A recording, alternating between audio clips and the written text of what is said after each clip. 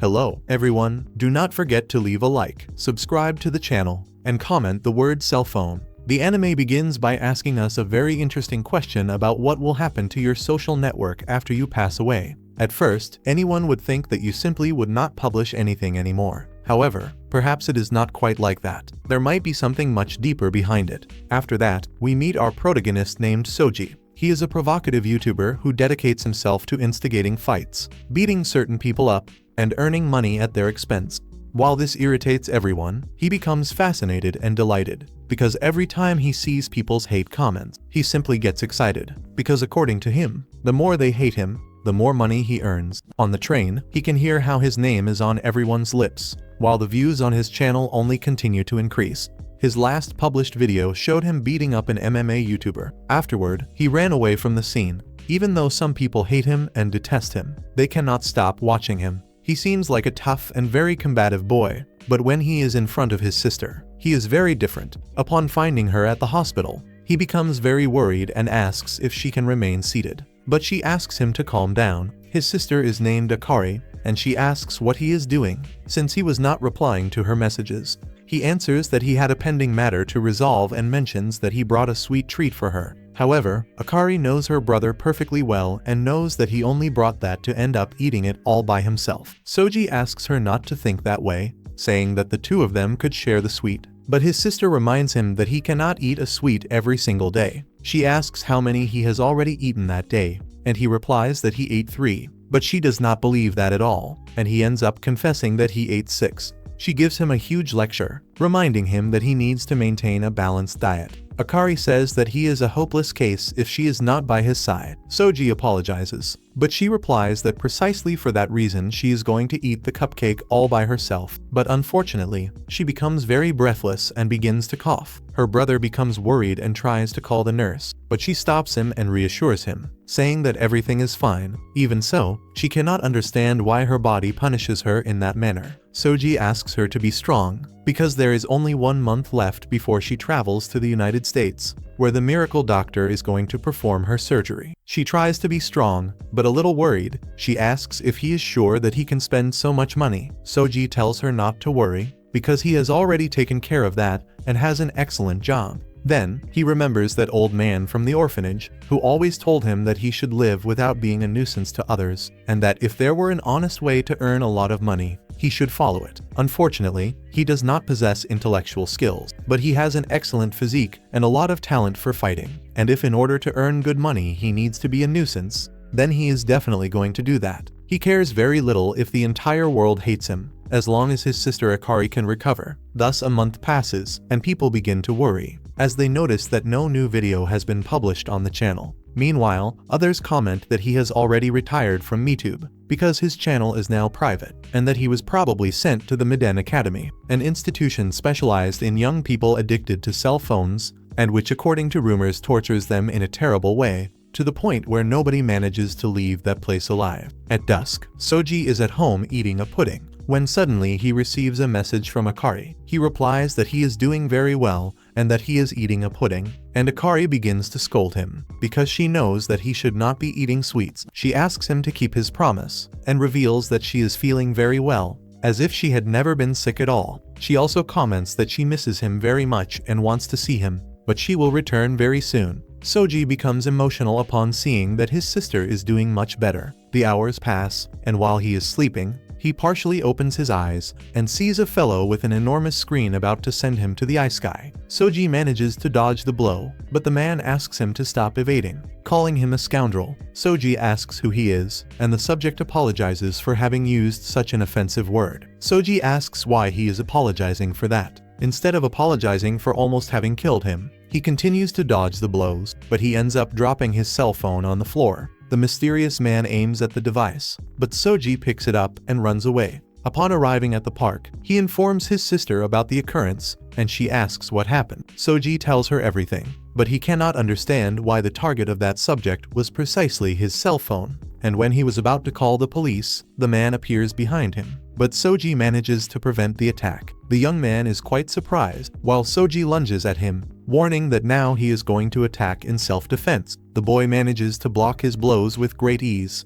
Next, he uses a huge hammer to strike his cell phone. Soji manages to prevent it, but at that moment the young man calls him by his name and makes it clear that he knows perfectly well that he is Aoringo, the provocative YouTuber from MeTube. He knows his videos very well, but it is not because he wants to watch them, since he considers that content to be some of the worst possible, and says that just by seeing it he feels like vomiting. Afterward, he apologizes again for having said such offensive things. However, it is Soji who kneels and begs for forgiveness, imagining that he has finally understood what is happening. He believes that at some point he must have beaten up some relative of that young man, which is why he apologizes and confesses that he did all of that for money. So he perfectly understands why he hates him. Soji says that he was prepared for a situation like this, and asks only that he does not kill him. He can beat him as much as he wants, but he begs him to spare his life, and especially not to touch his cell phone, because his sister is very far away and he is talking to her.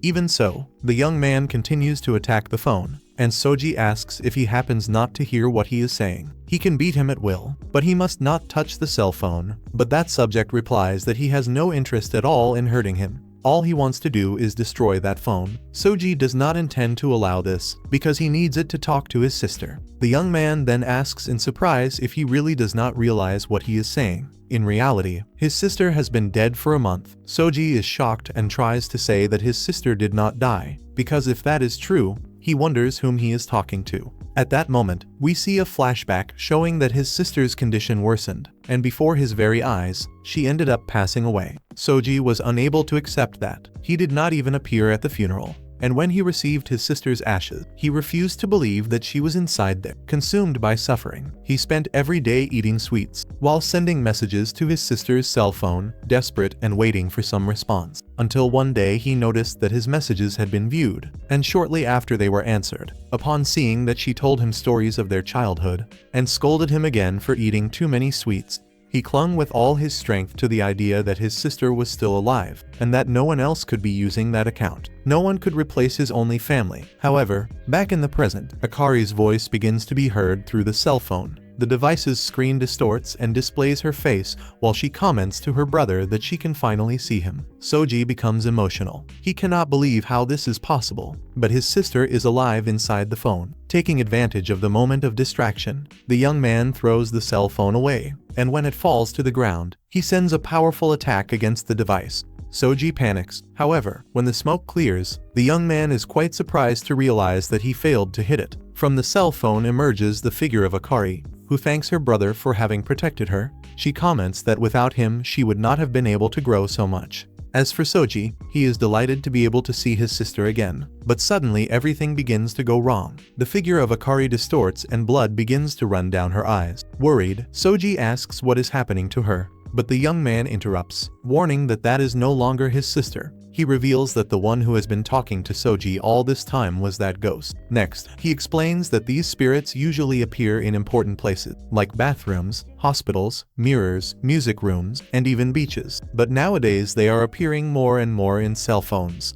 When the account of a deceased person on a social network turns into a dead account, it ends up becoming a ghost. Soji replies that this is impossible, that there is no scientific basis for this explanation. The young man answers that he is not in a position to want to rely on science right now. He wanted to destroy the cell phone before that ghost manifested itself, but Soji ended up stopping him. And now that the ghost has fully manifested, physical attacks will no longer have any effect, and it will be necessary to resort to other methods. Soji asks how he can think of using the cell phone at a time like this, but the young man answers that right now is precisely the ideal time. They are facing a digital ghost. Nothing physical produces any effect against this type of spirit, so they digitize their spiritual power in order to be able to exercise them. Soji thinks he is going crazy when he sees him pull an enormous hammer from inside his own cell phone. However, the boy is surprised to realize that Soji is able to see the hammer, which means that he possesses spiritual potential. Next, he prepares to finish off Akari's ghost, delivering a sequence of hammer strikes in every direction, while telling Soji that, no matter how much of a scoundrel he is going to save his sister so that she stops being that bizarre thing. He uses his power to strike a rain of hammer blows upon the ghost. However, Soji notices that his sister, or at least that thing, is suffering. The ghost realizes this and takes advantage of the situation, beginning to call out for her brother. In Soji's mind, the voice of his little sister echoes. Thus, when the young man is about to send the ghost to the ice sky once more, Soji stops him and begs him not to attack, saying that he is hurting Akari, and that he does not care if she is a ghost because she is still his sister. The young man becomes quite furious, grabs Soji by the shirt, and shouts that it is time to wake up. His sister died and the dead cannot return, and explains that he is not the only one going through this. All people who remain alive suffer from the loss of someone important, but even so, they need to find a way to keep on living. Unfortunately, while he argues with Soji, the ghost manages to break free from the cell phone and tries to flee.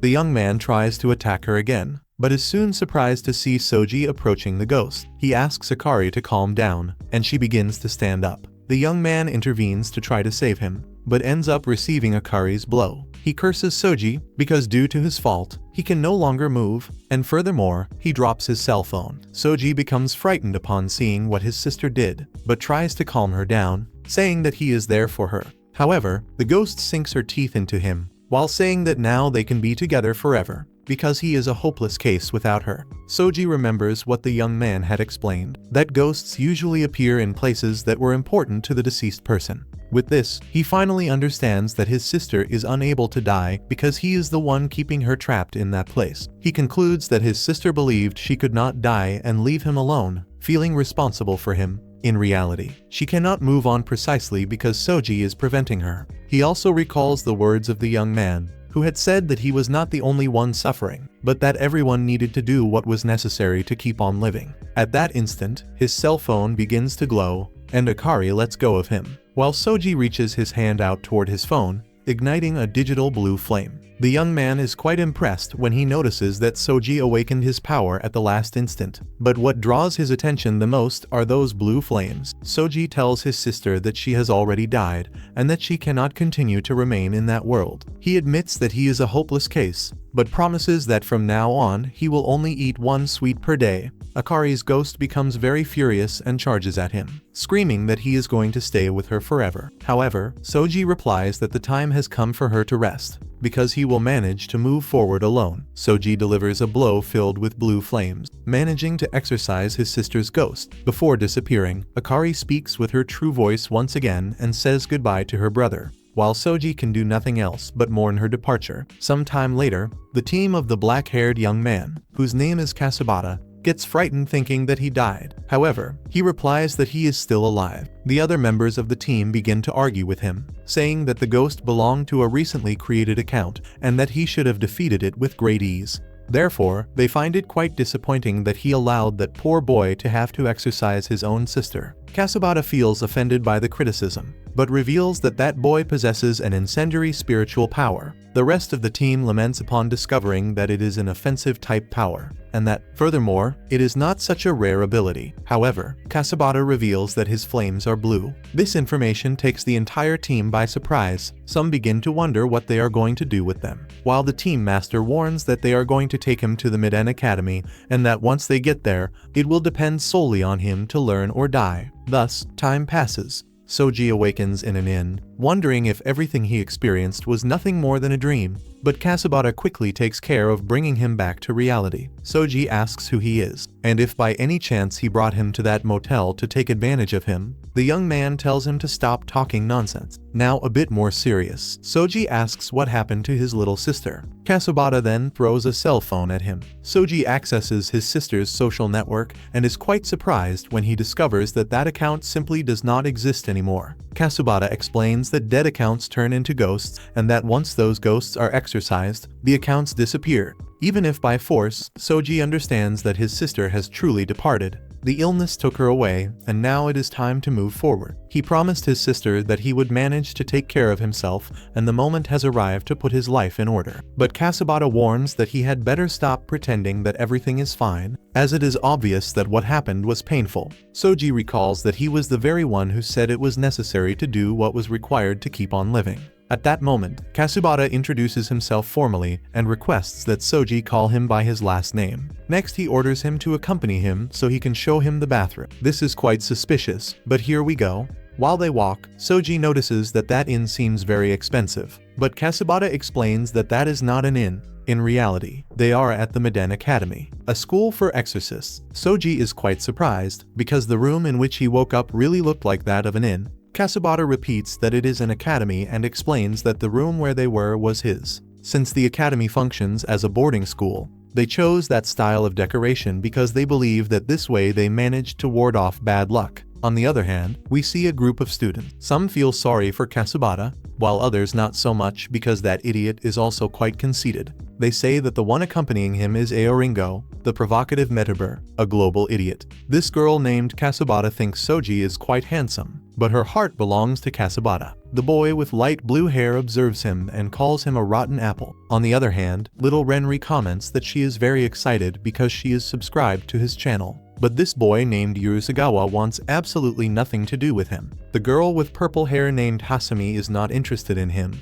but thinks it is disgusting that he has the same power as the teacher. Anri wonders why Professor Inishiro would want someone like him. Returning to Soji, he asks Kasabata where they are, and they reply that they are in a hot spring inn, making Soji respond that then they really are in an inn. And this ends up being confirmed, because the place also possesses shops, a restroom, and some thermal waters. Upon entering the water, Soji notices that his wound is already healed, and suddenly Professor Inishiro appears before them. Kasabata argues with him for having stood up suddenly, as this can cause vacillation, which can leave him quite dizzy. And now he is quite dizzy. He introduces himself to Soji. Some time later, when he leaves the bath, Kasabata mentions that he has already shown him the whole place. But Inishiro asks him to raise his spirits, and not make it seem as if he were being punished, but he views it as a true torture, since he wants to have absolutely nothing to do with the provocateur. At that moment, Inishiro approaches Soji and asks him to become an exorcist. After giving him a wink, the two of them begin to laugh. Kasabata asks what he is doing, and Inishiro answers that Soji awakened his spiritual power,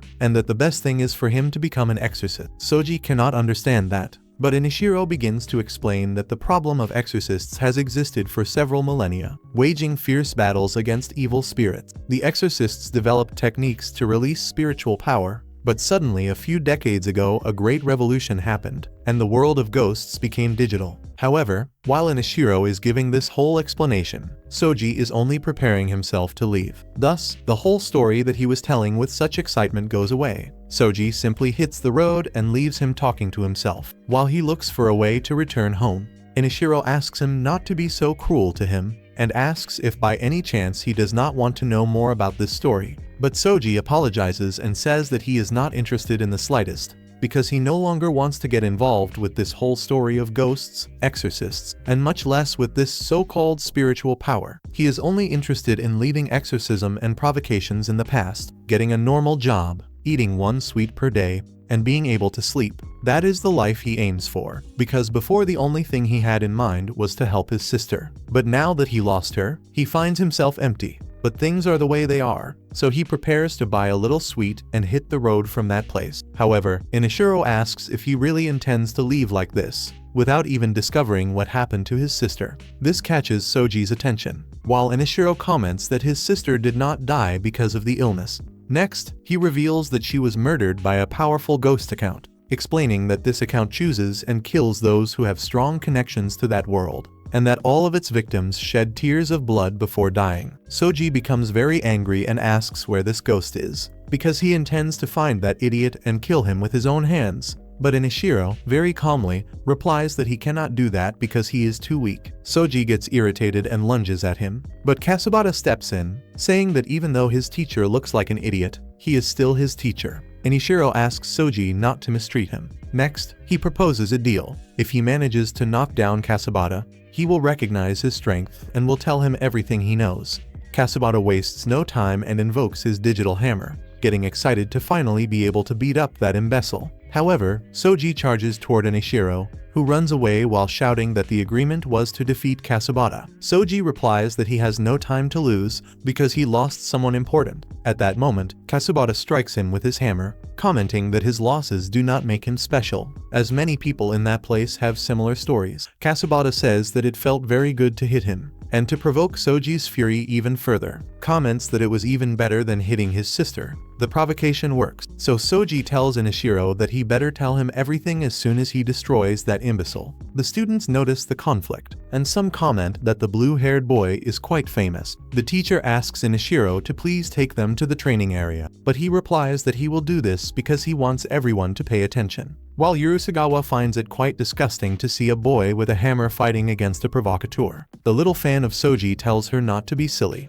because seeing Aoringo fight in person is not something that happens every day. Hasumi recognizes that Soji is very strong for being able to keep up with Kasabata's pace. Even so, Soji begins to be at a disadvantage. At that moment, the teacher Nanzu asks Kakiko what is happening. She explains the whole situation, but at that instant, the principal also appears. Nanzu asks the teacher to put an end to it, because he has already read the reports about that boy, and they need to remove him from that place. But the principal tells him to shut up with just a simple gesture. Meanwhile, Kasabata makes it clear to Soji that he is going to have fun by giving a beating to an idiot provocateur like him. Soji replies that he already said he did not do that for pleasure. He needed the money to be able to save his little sister. The rest of the students understand the reason why he did that, and Hasumi comments that she also has a little brother and can understand him. Even so, Kasabata comments that this sick sister excuse is very convenient. His companions think he is exaggerating, while he lands another hammer blow on Soji, saying that there are many other ways to earn money. Therefore, it would be better to admit once and for all that he liked doing that and loved drawing attention. Furthermore, those blue flames only make him even more irritated. After beating him with a rain of hammer strikes, Kasabata still apologizes for having said ugly things. Inashiro approaches Soji and comments that that is spiritual power. But it does not matter that he fights too, as he will not be able to do anything while he is unarmed. He reminds him that he must use his spiritual power through his catalyst, which means his cell phone. Next, he explains how to do this, and upon following his instructions, Soji manages to release his blue flame, surprising everyone present. Since those blue flames are very rare, Nanzu appears to be furious upon seeing those flames, while Inashiro reminds Kasabata that he must not touch them. Soji asks why everyone is looking at him that way, wanting to know if that is something dangerous. Inashiro replies that it can be said that they know someone with a similar power, and next asks him to show what those flames are capable of. Soji sends the flames to his legs, and in just an instant starts to move at a very high speed, but remains in the same position. He wonders why the flames ended up in his legs, but soon notices that thanks to this he already knows what he must do. By applying the flames again to his feet, his speed increases once more. He continues using the flames while running to prevent them from going out. Inashiro thinks that that incendiary ability matches Soji perfectly, while Soji himself charges for the attack with all his strength. Kasabata manages to dodge, but the grazing blow cuts his face. He becomes furious and goes for the counterattack. Meanwhile, the students cannot believe that Soji only awakened his power the day before. As for Hasumi, she begins to worry, because Kasabata is starting to lose control. Soji tries to give a beating to Kasabata, while we see that Nanzu remains quite nervous. Kakiko asks Inashiro to put an end to that fight already, and he complies with the request because he has already seen everything he wanted. However, Kasabata refuses to stop and calls him a stupid virgin, making Inashiro look dejected, since he is a monk and took a vow of chastity. Soji is excited because he believes that with that power, nobody will be able to defeat him, but at that moment Kasabata's hammer becomes much larger, and with a single hammer strike destroys the ground. Soji manages to dodge, but is impressed by the size of that thing, realizing that Kasabata is truly very strong, and that he is still quite weak. And when Kasabata was about to send Soji to the ice sky, Inashiro interrupts and argues with him, warning that he went over the line. He was too brutal both physically and verbally. Soji is left unable to believe it, when he sees Inashiro block that huge hammer with just one hand, and realizes that everyone there is incredible. At that moment Inashiro apologizes, and tells that if they had defeated that ghost before, his sister would still be alive. He also admits that he used this to provoke him, and make him angry so that he would awaken his spiritual power, and he could see it in action. However, Soji interrupts and he apologizes, saying that now he wants to enroll and become an exorcist, or whatever he wants him to be, but that he needs to get stronger, and wants to become stronger than anyone else. Inashiro observes him emotionally, because that determination is much better than the fake smile he used to have before. Soji makes it clear that he wants to get stronger to finish off his sister's murderer. Inashiro smiles and welcomes him to the academy, and also hands him a manual. Everyone is surprised by the great spectacle that Soji provided, but we see that Nanzu cannot accept that there exists among the students someone with the skill of the will-o'-the-wisp, and soon they hand the bill for the renovations to Inishiro, since he was the one responsible. After that, we see a group of exorcists looking for a ghost. However, the GPS is not giving a very good signal. At that moment, they find the corpse, and upon detecting his cell phone, several hands begin to emerge. The exorcists go on alert, but upon scanning the target and discovering who it is, they try to flee. But the ghost exterminates everyone, in the same brutal way that Akari died. Next, we discover that that was a recording. Andy Inishiro explains to Soji that ghost is named Solitary K. Nobody knows who he was when he was still alive, but he is the most powerful enemy of the Exorcist Association, and also the same ghost account that murdered his sister. Soji is quite surprised, because he possesses the same will-o'-the-wisp, meaning the demonic flame, an overpowered flame that drains the person's life upon contact. Soji notices that all the victims have tears of blood, just like his sister, and asks Inishiro why he possesses the same power as the subject who killed his sister, and furthermore spent the whole time fighting against Kasabata using that dangerous thing. Inishiro replies that it was pure luck nobody died. Soji gets a confused head and comments that he is going to return home to organize his thoughts. But at that time the class appears before him, and Kasabata says that he is not going anywhere. Inishiro comments that they are his students and his future companions, so he hopes everyone gets along well. But Kasabata begins to provoke him, asking if he has already realized what kind of freak he is, and saying that nobody would like to work alongside someone whose flames could kill him. The most regrettable thing is that they cannot lose sight of him either, so he wonders what sin he is paying for. But at that time Urisugawa interrupts and pulls Kasabata off him, introducing herself to Soji and asking for forgiveness for Kasabata's attitude. Soji asks if he can also call him by his name, but Kasabata makes it clear that he better not even try. Right after, Renri introduces herself and comments that Kasabata is only irritated because he took a beating. Soji is surprised to see that the doll is speaking, and Renri mentions that she does gaming live streams, so they should do a collaboration someday.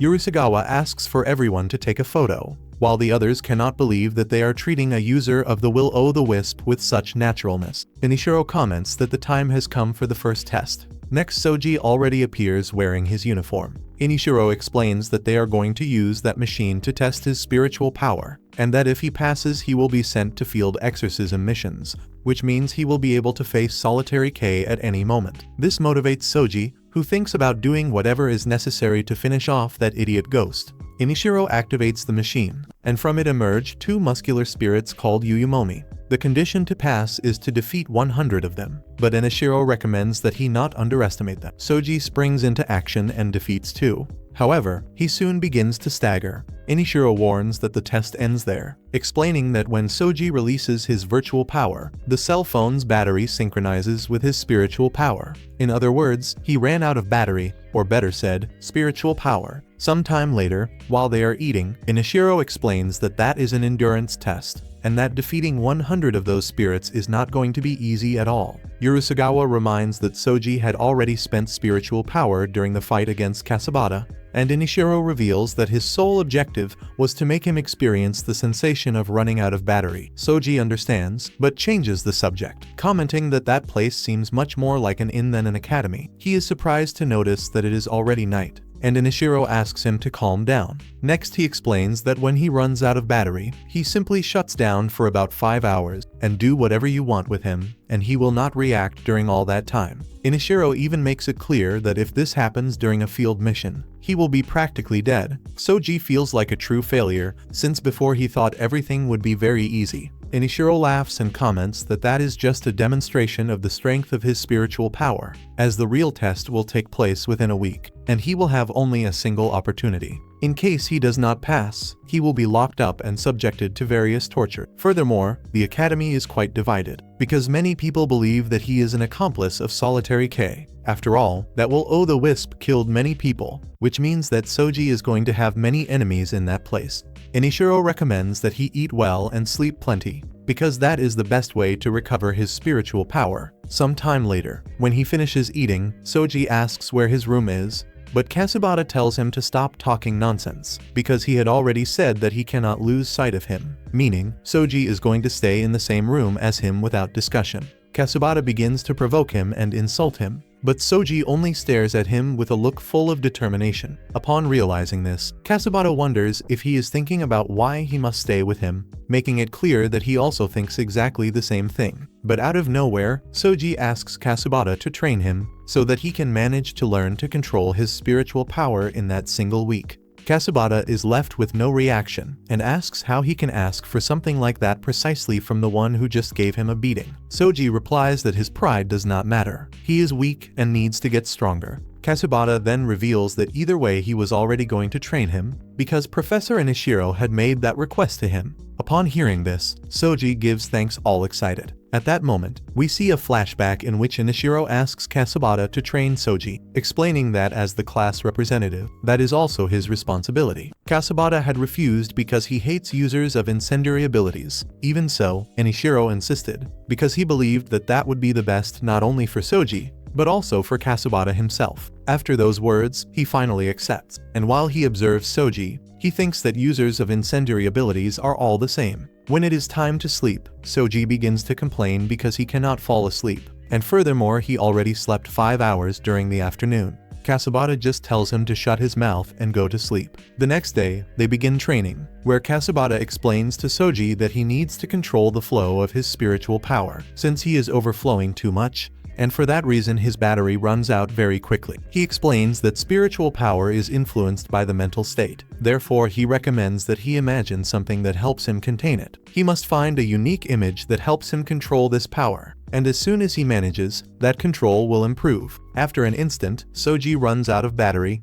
but manages to defeat 35 opponents. On the second day, the training continues, and Hasumi and the others curiously go to watch his training. While they observe, they believe that that might be impossible, since Soji just awakened his spiritual power, and Urusagawa took at least 6 months to overcome this test. Soji runs out of battery again, and this time defeats only 31 opponents. Thus arrives the third day, and he begins to eat a lot of sweets and drink all kinds of energy drinks. But that serves absolutely no purpose, and do not do that, children. On the fourth day, he begins to refine his technique with more efficient movements, defeating 49 opponents. His companions begin to note his evolution, but on the sixth day he barely manages to defeat 44 enemies, and remains frustrated for not being able to find that unique image. The boys lament because Soji is in trouble, and upon waking up he enters a panic upon realizing that he no longer has any time left. Meanwhile, Kasubata argues with him, saying that he is focused too much on the superficial part of the image,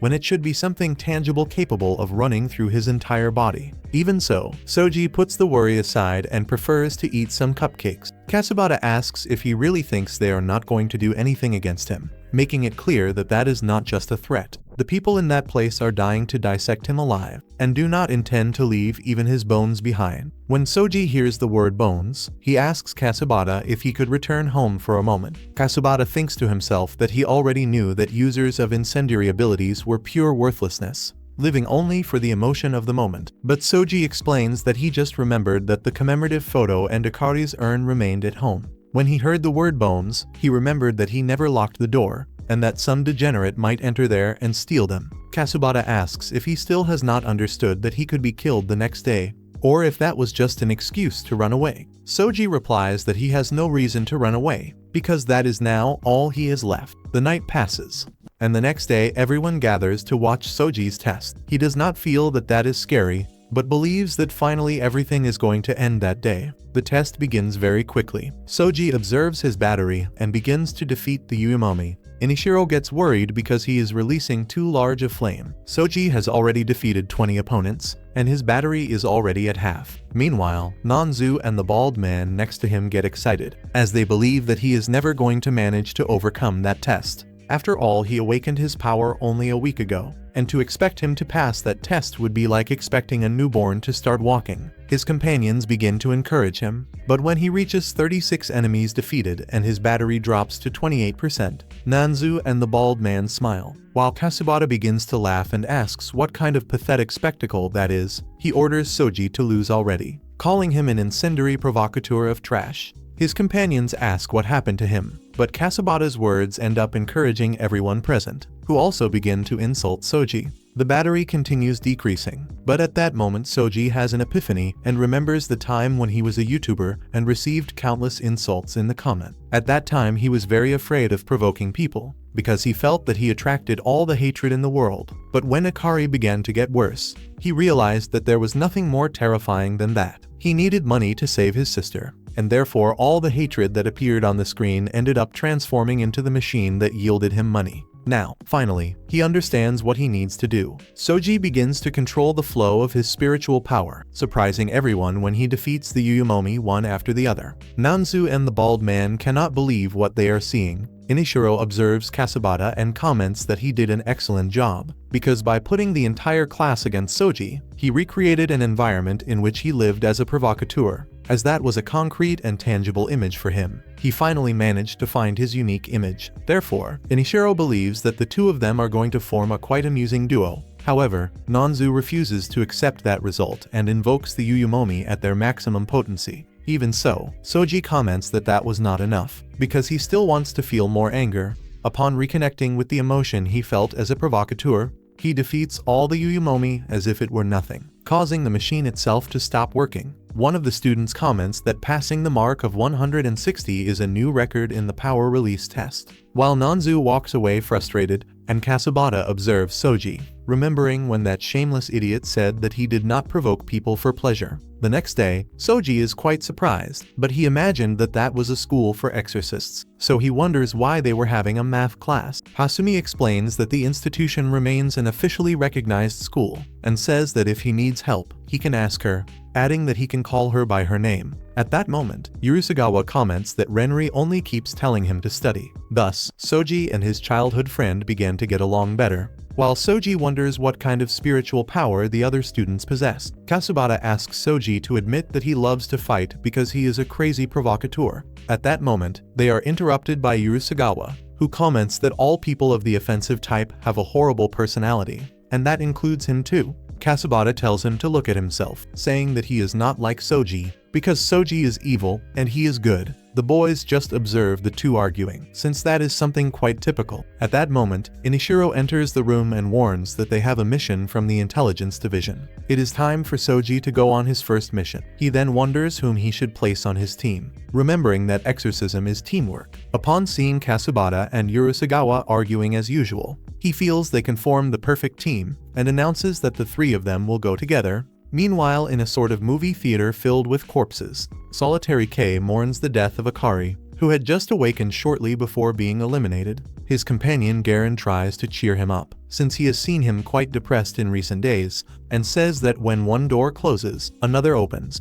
He himself recognizes that perhaps it is not quite like that, but reminds K that he should feel happy for having already found that solitary boy. K then remembers this, and decides that it is more than time to visit the user of the Will-O-the-Wisp, meaning trouble is coming. On the other hand, our Super Saiyan arrives with his two companions at the mission site, and is quite surprised because it is a well-known electronics store called Bic Camera. What catches his attention the most is seeing Inishiro greeting them in a wig and very ordinary clothes. The gentleman explains that he needed to disguise himself so as not to draw too much attention, but I believe that this outfit does not go very unnoticed. Just when he explains the situation, three girls approach him, saying that he is very handsome, and asking if the three of them could go out with him at the same time. Inishiro tries to play hard to get, saying that he is working and that he has already abandoned these worldly desires. But obviously this is nothing more than an act, since he is blatantly staring at the body of one of the girls. Afterward, the girl ends up taking Inishiro away, and Kakiko takes command. She tells the group that they detected spiritual signals at the location, and that there is an injured client, indicating that it is a hub of ghost accounts. Kasabata explains to Soji that these digital ghosts need to be charged from time to time, as if they were old batteries, or they end up disappearing. Therefore, paranormal activities in electronic locations are not so uncommon. Urusagawa interrupts them, complaining about why she had to team up with those two. Kasabata admits that he did not expect it either, but apparently Inishiro likes to see them suffer. Soji also does not understand why he is involving him in such a matter, since he is just a normal boy, but Urusagawa does not care at all about that. because she has more important problem, like the fact that her idol is going to do a live stream in 2 hours, and she does not want to miss it by any means. She also confesses that she never wanted to be an exorcist. Kakiko warns that the mission is to eliminate all the ghosts, which apparently are low level. According to intelligence, there is not much risk, but she recommends that they take care not to lose their lives. After that, the group enters the location and Soji encourages them to finish everything as quickly as possible. But at the same time, he gets a little frightened by being in such a large and empty store. Urusagawa hurries them to conclude the mission and Soji tries to warn her about a ghost, but she dodges easily and activates her digital power, making a sticky and strange mass appear in her hand, and then shooting at the ghost, defeating it easily. It is disgusting, but it works and Soji becomes quite confused. Kasabata explains that Urusagawa is a stalker fan of a bassist or drummer of a band. She is the type of intense fan who reviews every publication, looks for reflections in photos, and tries to find out where the musician lives. Therefore, she keeps being banned, but that does not stop her, since she creates new accounts to keep persisting. Still, Urusagawa denies that this is something bad, saying that only in pure and sincere love. The group continues moving forward, and Kasabata tells Soji that the way each one uses their cell phone directly reflects their spiritual power. This makes Soji understand what Urusagawa meant about the personality of offensive type people. Urusagawa defeats a ghost nearby and begins to fight together with Kasabata,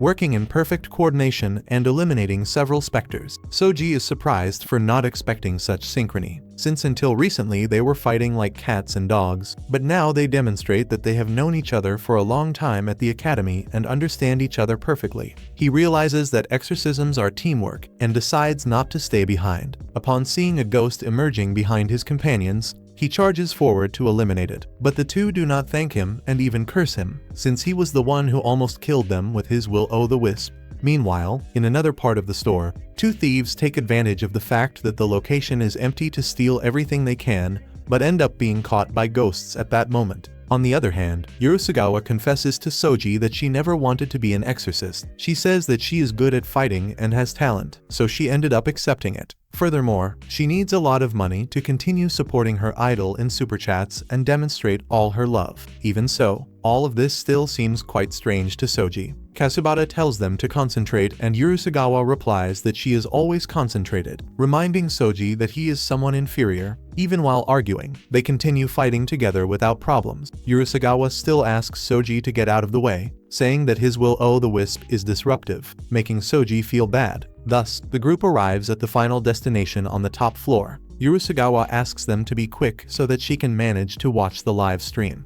At that moment, they encounter a ghost, and she mobilizes it for Kasabata to attack. But the ghost turns around quite excited, saying that now it has more toys to play with. This leaves Kasabata quite shocked, because the ghost regenerated with great ease and freed itself from Urusagawa's power very easily. The ghost grabs her and uses her as a new toy. Kasabata tries to attack it, but ends up receiving a direct blow, which throws him against the shelves. This worries Soji, who asks what is happening, and if those ghosts were not low-level. Kasabata reveals that that thing is not an ordinary low-level ghost, but rather a cursed ghost, which makes it a medium or high-level being. To defeat it, they would need a specialized team, and it does not come anywhere close to the group they have now. At that moment, Soji sees the ghost break Urusagawa's arm and then throw her to the ground, leaving her seriously injured. Soji panics when he realizes that that is on a different level from anything he has ever faced. Kasabata stands up and tells him to run away, saying that he is going to rescue Urusagawa.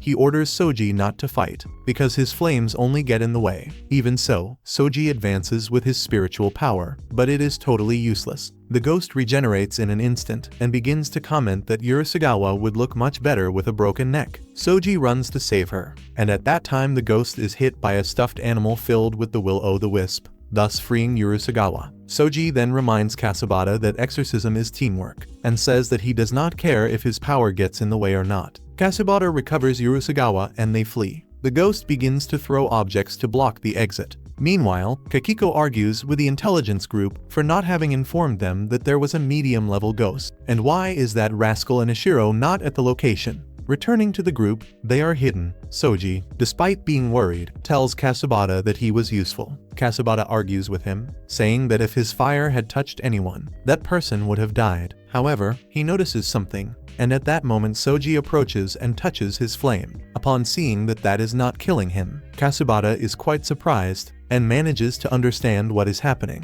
The spiritual mode is governed by yin and yang. As he could notice, the ghost failed to regenerate the wound where it was hit by Soji's fire, which means that his power is the opposite of the demonic will-o'-the-wisp. Since it does not affect living beings, it only burns the souls of ghosts. In other words, Soji has friendly fire deactivated. Soji gets quite excited, since now he is no longer a danger to his companions, and asks Kasubata what the plan is. Kasubata orders him not to be so stupid, since that is a medium-level cursed ghost and they have no chance of winning. But Soji replies that there is always a chance. He smiles while the ghost gets furious over the wound caused by Soji. At that moment, Soji returns to attack it, and Kasubata takes advantage of the opening to attack exactly the same spot hit by Soji, since the area affected by the flames cannot regenerate. Now there is a chance. Even though Soji received a quite heavy blow, he stands up again. The ghost warns that it will have no mercy, and that it will transform them into a work of art using their limbs. This awakens in Soji a familiar sensation from the time when he was a provocateur. The adrenaline completely dominates him,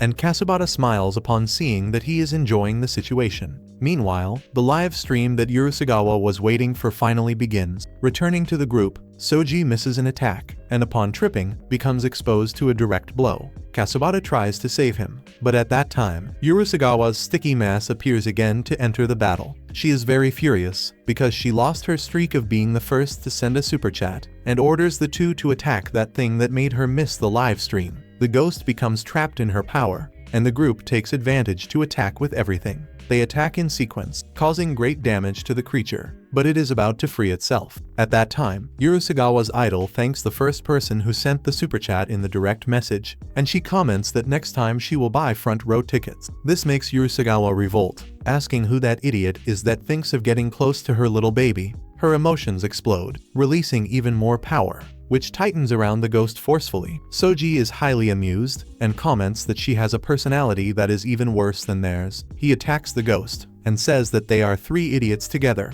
who by combining their powers will finally defeat that creature. Meanwhile, at the Exorcist base, we see how the two are arguing, because the intelligence failed, and they are going to have to send the second-year students to save those of the first year. But at this time we see how he smiles, implying that perhaps he had something to do with the incorrect information.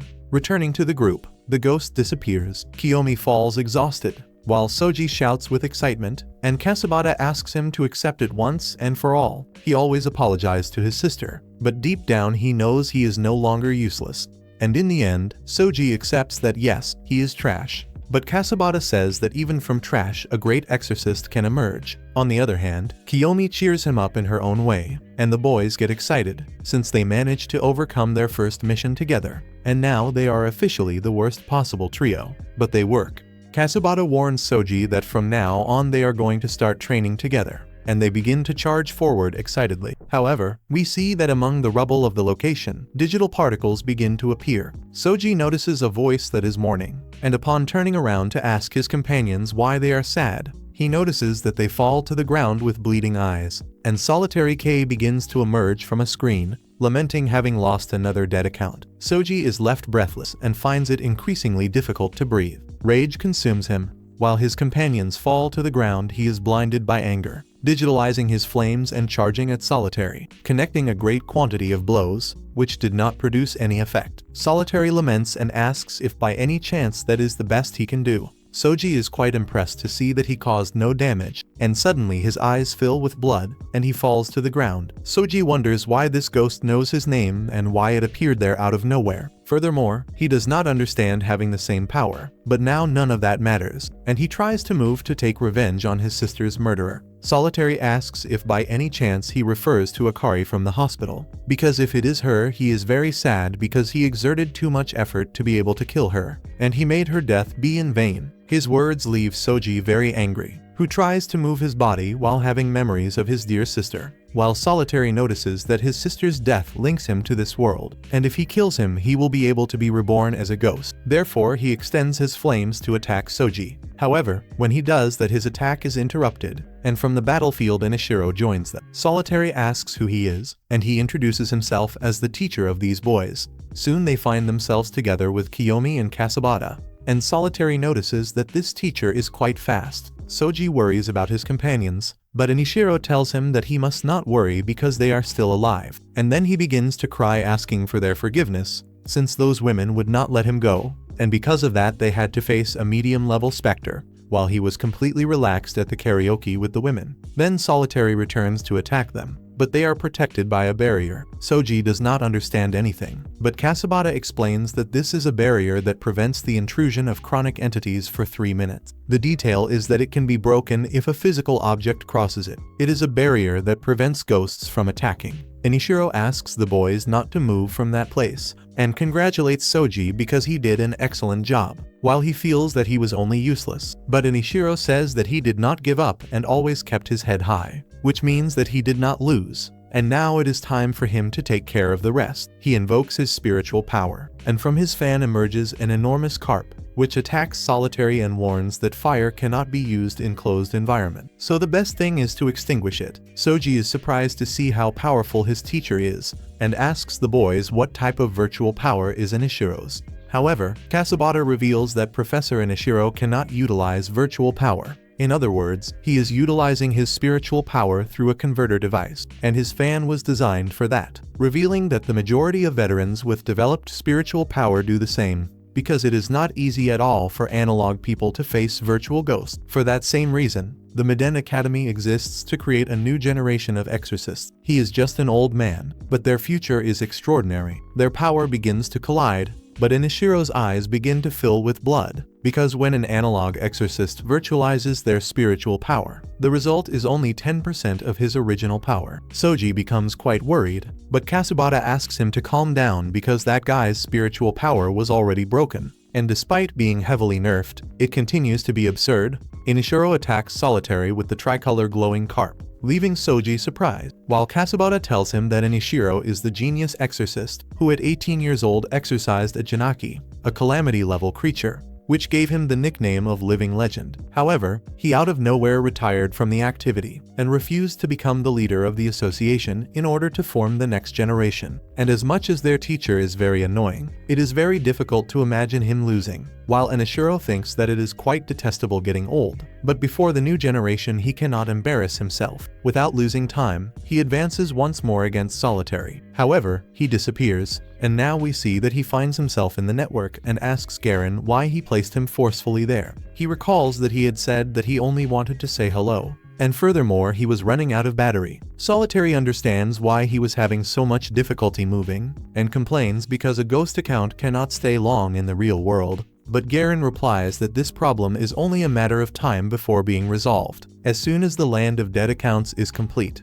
Meanwhile, Inishiro makes it clear to the boys that Solitary was in power-saving mode, and because of that he returned to the network. Kasabata gets frustrated, since that was the best time to exorcise him, while Soji cannot believe that even in power-saving mode, that ghost managed to cause so much damage. But Inishiro asks them not to be sad, because the important thing is that they are still alive. Soji is moved and tells his teacher that now he has a new objective, which is to be like him. Meanwhile, at the academy, all the teachers are gathered, talking about how Solitary's account increasingly gains new followers, and this is due to the fact that the urban legend always attracts new followers, an account that causes it so that if you follow it, you die and 1% turn into a spirit. One of the teachers says that these things would not happen if it were not for the plague of social networks, but the principal tells everyone to be silent. While they are in the footbath, she asks Inishiro why Solitary appeared on a first-year mission. Inishiro simply ignores the question and answers asking if he can get out of the bath, because his feet are already getting wrinkled. She replies that only the people who are in the footbath can speak, but Inishiro only provokes her, saying that when she gets angry one can see the wrinkles. The rest of the teachers hold her back, while others think that this is the rascal Inishiro,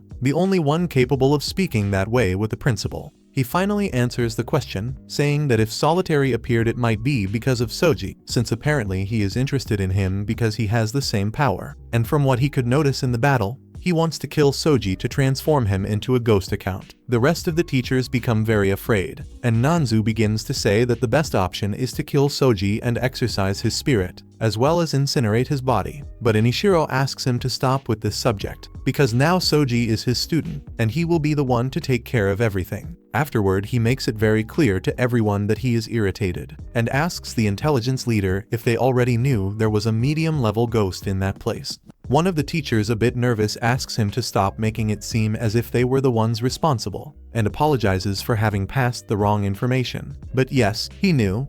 Nanzu just observes, and Inishiro turns to look at him, then announces to everyone that Soji's flames are harmless to humans, meaning they cause no damage at all. Furthermore, the fact that he almost died demonstrates that he is not a spy, so if they tried to kill him now it would simply be murder. Some try to complain, but the principal orders silence, because now that they accepted Soji as a student they must also protect him. However, she comments that Nanzu is also right about something. They still do not know what Solitary K is planning, therefore, if the situation gets out of control, she asks Inishiro what he intends to do, and he answers what they are going to do if that happens, but we still do not know. On the other hand, Soji comments to Kasabata that Professor Inishiro is incredible. Kasabata asks him to stop with this subject, but he does not want to stop recalling all the things he did, which were on another level. The boys continue moving forward, and we see how the rest of the upper year students just observe them and comment that it is quite despicable the fact that they failed to defeat him. But others mention that it is already impressive that they defeated a medium-level ghost. Opinions vary quite a bit,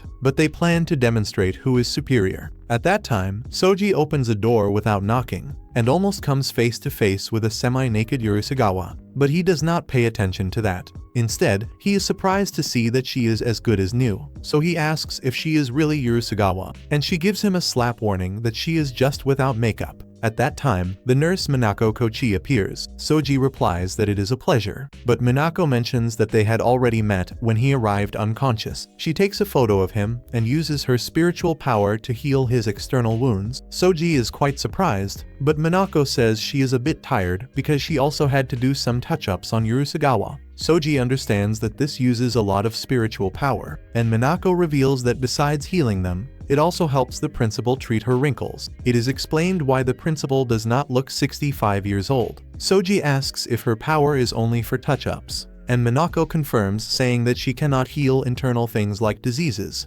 But Soji remembers that Urusagawa had a broken arm. Minako asks if he wants to know how she did that. He becomes a little worried, but she reveals that she works like an anesthesia, so she opened her arm and exposed the bone. Afterward, she used her power to touch it up and finally touched up the incision. And Urusagawa is very grateful, while Minako tells him that she will heal them whenever it is necessary, even though it hurts a lot when she cannot do it. Meaning, when they go to the ice sky, Soji understands why she sacrifices herself, and says that she can take a photo of his entire wonderful body without clothes if necessary, and Minako gets excited, commenting that everything is for medical purposes, and that since she is a professional she will later delete all the photos. After that, the rest of the boys gather with them, and one of them comments to Soji that he found out that his flames cause no damage to humans, so he suggests that he should not be acting so full of himself. But when he sees Soji's angry face he apologizes and says that the conceited one was him. However, Kasubata as well as Urusagawa and Soji begin to move. Minako asks where they think they are going,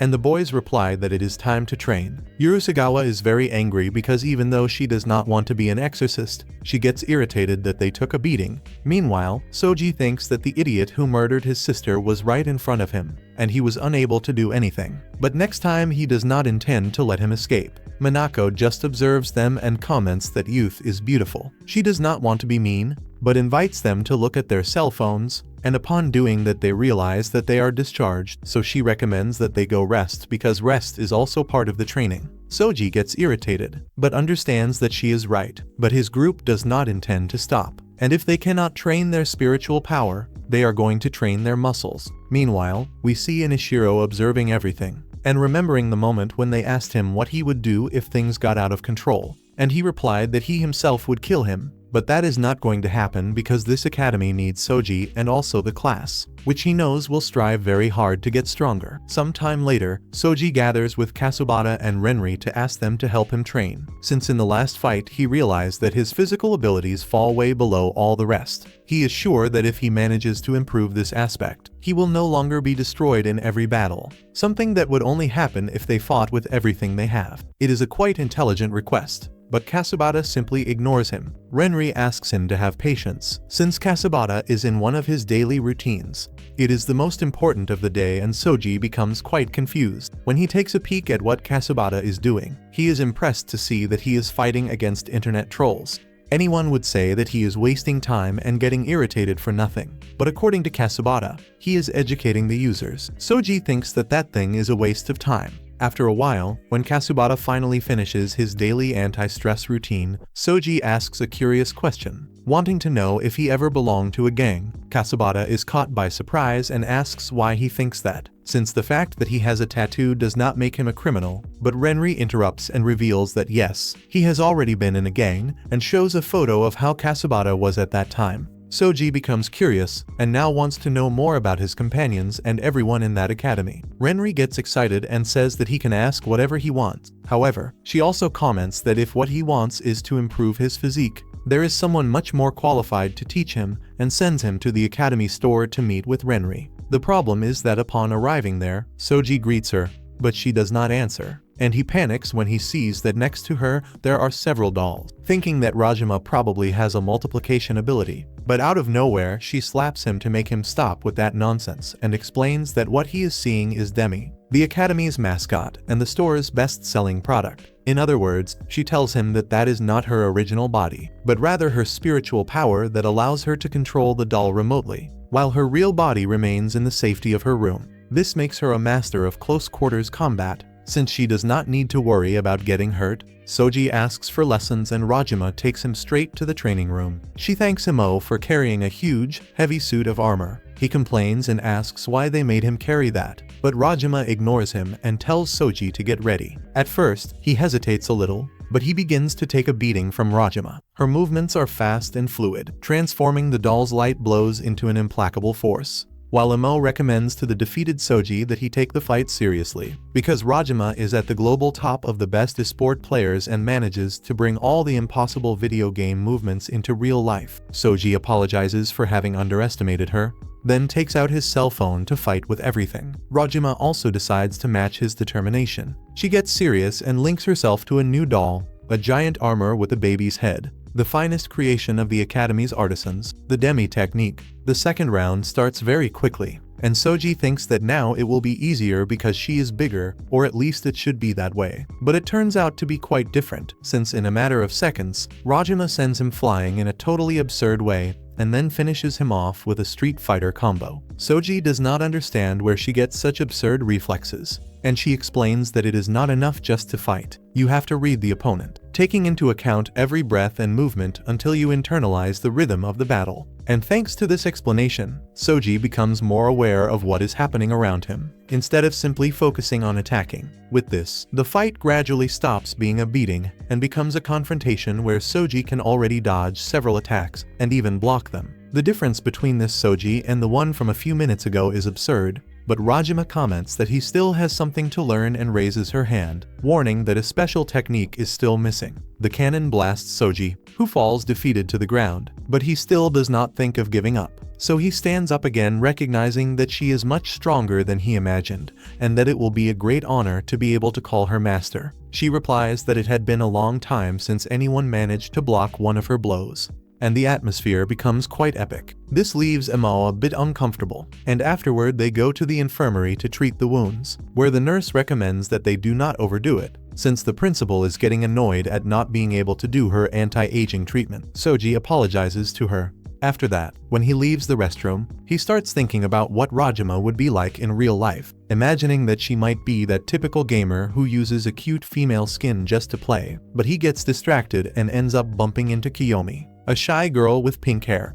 At first, he does not recognize her, but when Kiyomi approaches, he realizes that it is Rajima. His first reaction is to scream, calling her master, Then he notices that, unlike the confident attitude she has when she is in the doll, in her real body, she panics and runs away, returning shortly after with the doll and giving him a few slaps. Obviously, her personality changes when she is playing, but despite that, both versions are kind and lovely, so she musters up the courage to whisper with her physical body that she hopes to be able to face him again someday. But after that, they are summoned to a meeting with Inishiro to discuss the strategy on how to exercise that thing. The next day, he and Kakiko are on their way to the meeting when, suddenly, they are intercepted by Nanzu, who says it is best for him not to even think about including the Will-O-the-Wisp boy in the meeting. Inishiro makes it clear that this does not depend on him and comments that the principal has already recognized Soji's abilities, so he has nothing to argue about. With that, he walks away while Nanzu gets very irritated. Kakiko explains that, after the last incident, Solitary K's danger level increased, which is why the association has already carried out 2 missions to exorcise him, but they were not successful, meaning they cannot afford to fail again. For that reason, both the association and the academy are going to work together to get rid of this threat once and for all. At the moment, the intelligence group is doing everything possible to track him, using big camera's servers. In approximately 2 months, they will manage to locate him. Soji gets excited because that gives him enough time to get stronger. However, they are soon warned that first-year students are not allowed to participate in high-level missions. Kasubata comments that there are exceptions, and the first is if the student proves their worth, and the second is if their spiritual power is essential to the plan. But at the moment, nobody fits these conditions. Fortunately, Zack already expected a negative response, so he reveals that the only chance of participation is by entering the Class A versus Class B competition, a tournament that takes place every 3 months and puts the classes to compete against each other to decide which one is the best. Hejima says it is time to train, so after that the students are practicing as a team.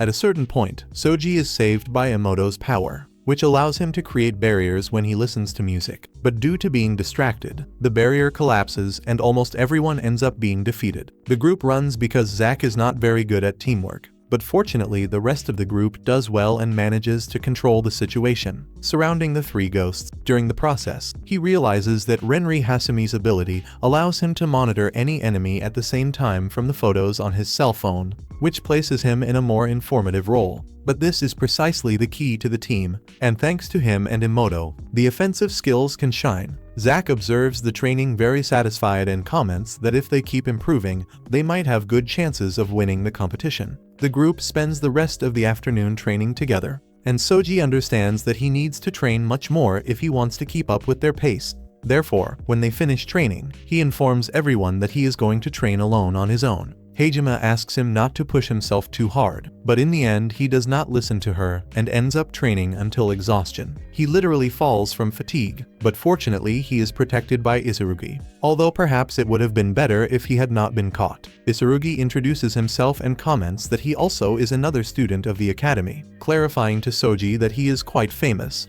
and that the 2 of them have many things in common. Soji asks if the Lonely One also killed any family member of his, but Isurugi answers nothing. Instead, he asks if that brooch is something precious to him. Soji replies that it was a birthday present he gave to his sister, and that it is a very valuable object. But when Isurugi is about to return it, he burns the brooch before his eyes, saying that he should not trust anyone so blindly, and that the only thing that he also is an incendiary instigator. The man is a sick psychopath who satisfies himself with the feelings of pain, frustration, and anger of Soji. He asks what he intends to do about it. But at that moment Hejima interrupts and warns Soji that that fellow is a first-class instigator and also a student of Class A, the terrible opponents that they are going to have to face. Agari is the representative of Class A and fights with Isurugi for running away from training, saying that it is better to leave. But Soji does not intend to let what that idiot did slide easily and goes after him, but in a second he is neutralized. He wonders what just happened, but out of nowhere Kasubata appears, delivering a hammer blow and asking Agari not to mess with his instigator. Next, the entire Class 1B appears gathered to protect our Soji. Meanwhile, the Lonely One is with his assistant, who asks him not to be sad, since soon he will probably meet the Will-O-the-Wisp boy again. And the best is that very soon he will be able to fulfill his dream and create the land of the dead accounts. Returning to the group, Soji stands up flying with the power of his spiritual energy, and an arrogant member of class shows that he is also no small matter. Soji stands face to face with this idiot because he definitely is not going to accept being humiliated. Isurugi warns Agari that unfortunately there is nothing more to do, and the two begin to run to enter combat. Agari understands that there is nothing he can do to stop an incendiary instigator, and Kasabata agrees, because instigators are terrible. At this time, we are introduced to the members of Class 1A, Namika, and the strange one of the group, Shina the muscular one, a wealthy individual who is obsessed with Kasabata. Meanwhile, Soji almost lands a violent blow on Isurugi. He smiles and comments that if that blow had connected, it would have broken much more than bones. He digitalizes his flames, and Soji is surprised to see that he does not use the phone to summon them. When he feels that Isurugi's fire burns, he decides to dodge, while Isurugi asks him not to get angry and explains that Class A defeated Class B in the first quarter for a simple reason, basically the supremacy of their individualities.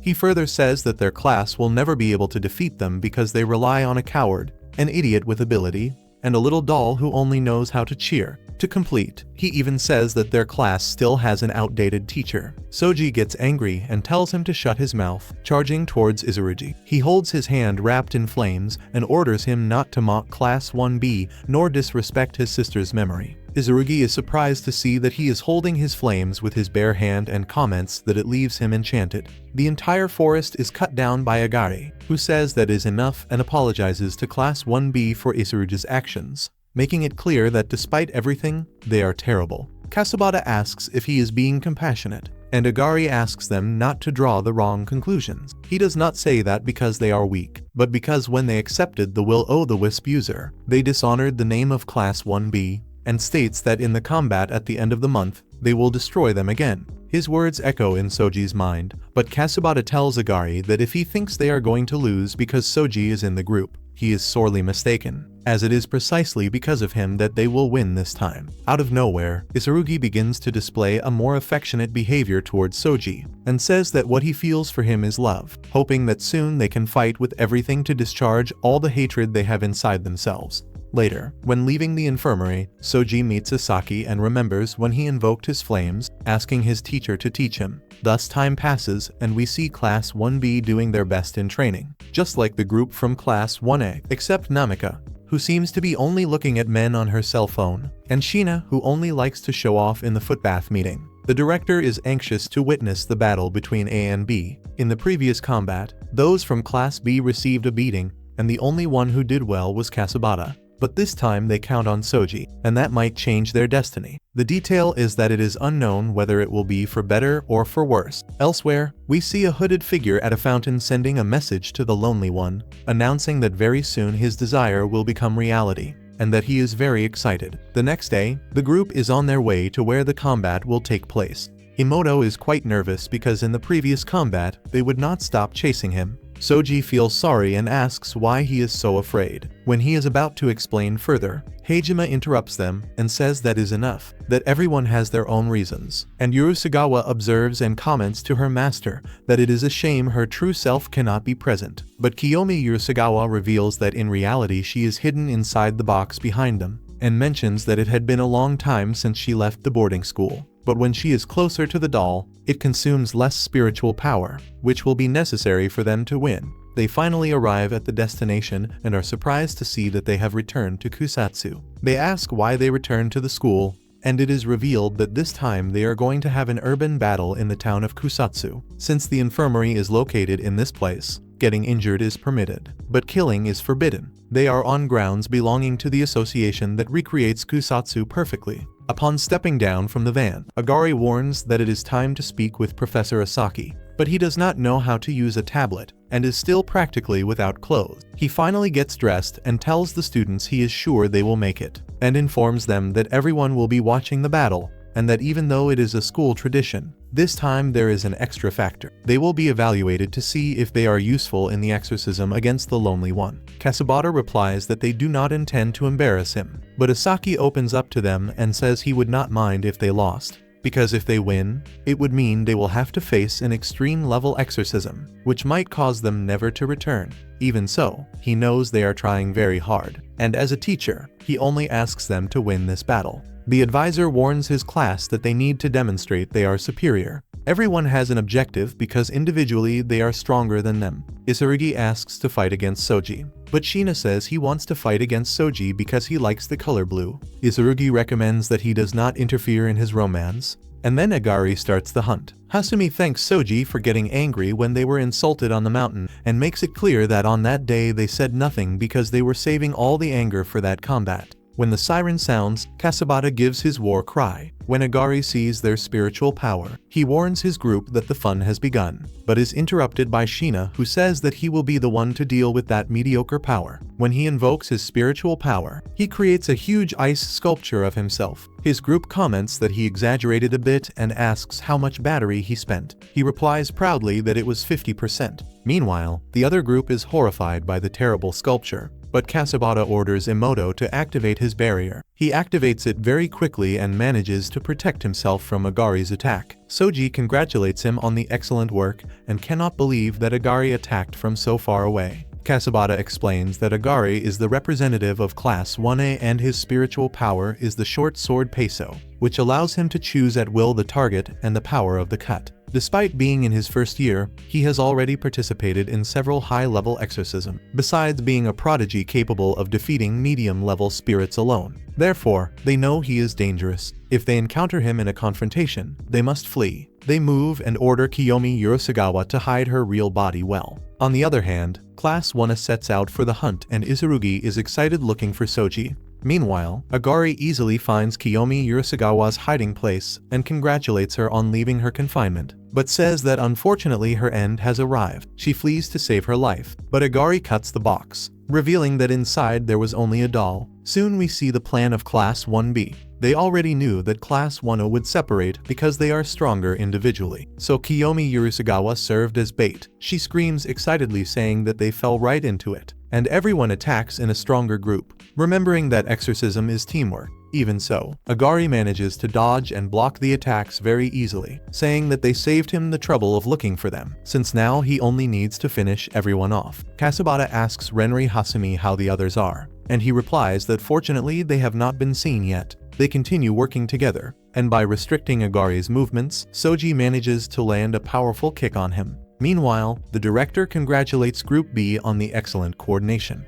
The advisor is quite frustrated, while the director continues saying that she likes Group B very much and thinks it is very lovely to see her dear Kiyomi Urusagawa moving in that manner. Returning to Agari, he begins to cut all the stickiness off himself, and seeing that he is about to free himself, the group tries to do something, but they achieve absolutely nothing. Agari frees himself and gets very angry because they ruined his flawless victory. He warns that normally he only uses cuts, as he does not usually use his sword to cut humans because it can kill them. But by releasing his powerful cut, he ends up defeating Kiyomi Urusagawa. Her phone turns off and all the surrounding bodies are cut. Emoto turns the volume up to the maximum. Agari wonders how he could let himself be carried away by anger and apologizes to the boys, warning that it is best for them to raise their adrenaline to the maximum, because now he is going to concentrate on cutting their limbs and the shock can kill them. Urusagawa comments that comrade lost control. Now the escape route is blocked. Soji says they do not need to worry because they still rely on Emoto's wall. But upon checking, he notices that Emoto is afraid and the wall no longer exists. Emoto is frustrated for not being able to do anything, while Agari reminds him that he cannot form his wall if he does not concentrate on the music he listens to.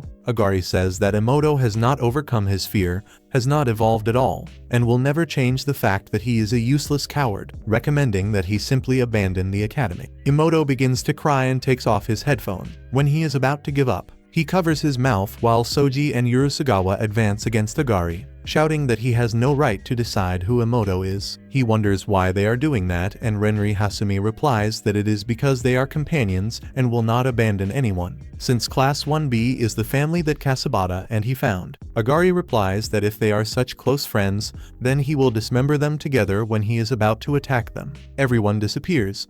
Agari wonders what happened, and soon we see the boys falling scattered all over Kusatsu. Before disappearing, Renri Hasumi reveals that windows are not only meant for looking through them, At the footbath, everyone is shocked to discover that Renri Hasumi's true ability allows him to teleport to the places he photographed. The director comments to Asaki that he had a true hidden treasure, so much so that not even Professor Kakiko knew of its existence. The detail is that now that Class 1A is dispersed, Class 1B has more chances of winning by having the advantage in individual combats. But Asaki thinks of Emoto and changes his expression, while Renri Hasumi warns Agari that he should not underestimate Class 1B again, as this time they will defeat him. Meanwhile, Emoto is terrified and the boys wonder what they should do. Kasabata thinks that Agari is absurdly strong and that he would never be able to beat him in a one-on-one combat. So they gathered again to prepare another ambush. He barely finishes saying this and Agari comes out of one of the windows, telling Kasabata that he cannot stand the existence of Soji, since he has the same power as the Lonely One, besides not standing exorcists without talent, and especially Kasabata.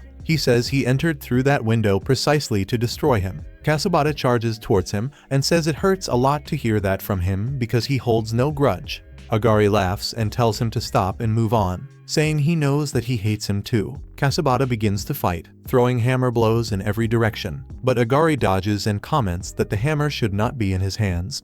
In a second, he cuts all of his clothes with his hammer. Kasabata is indignant, since Agari is just playing with him by cutting his clothes and not his body. Agari says that he is a fake, someone who wears a mask of right and wrong, but in reality is just a violent and vulgar man. Kasabata tells him to shut his mouth. When he sees Agari, he remembers the type of people he detests, the type of arrogant and loud people, incapable of admitting errors and weaknesses, who live on the internet telling others what they should do and what is right. Agari delivers a cut and causes intense pain in him, saying that he is nothing but trash, and asks if Kasabata already intends to give up, saying that it is best to stop pretending he can defeat him and wants to know why he does not run away like last time. Kasabata gets even angrier and picks up his hammer again. Meanwhile, Izurugi meets Soji again. He says that this time he is going to torture him, and that he will burn all of his fingers one by one to then make him beg to stop. He even confesses that he is anxious for this moment, but Soji just stares at him.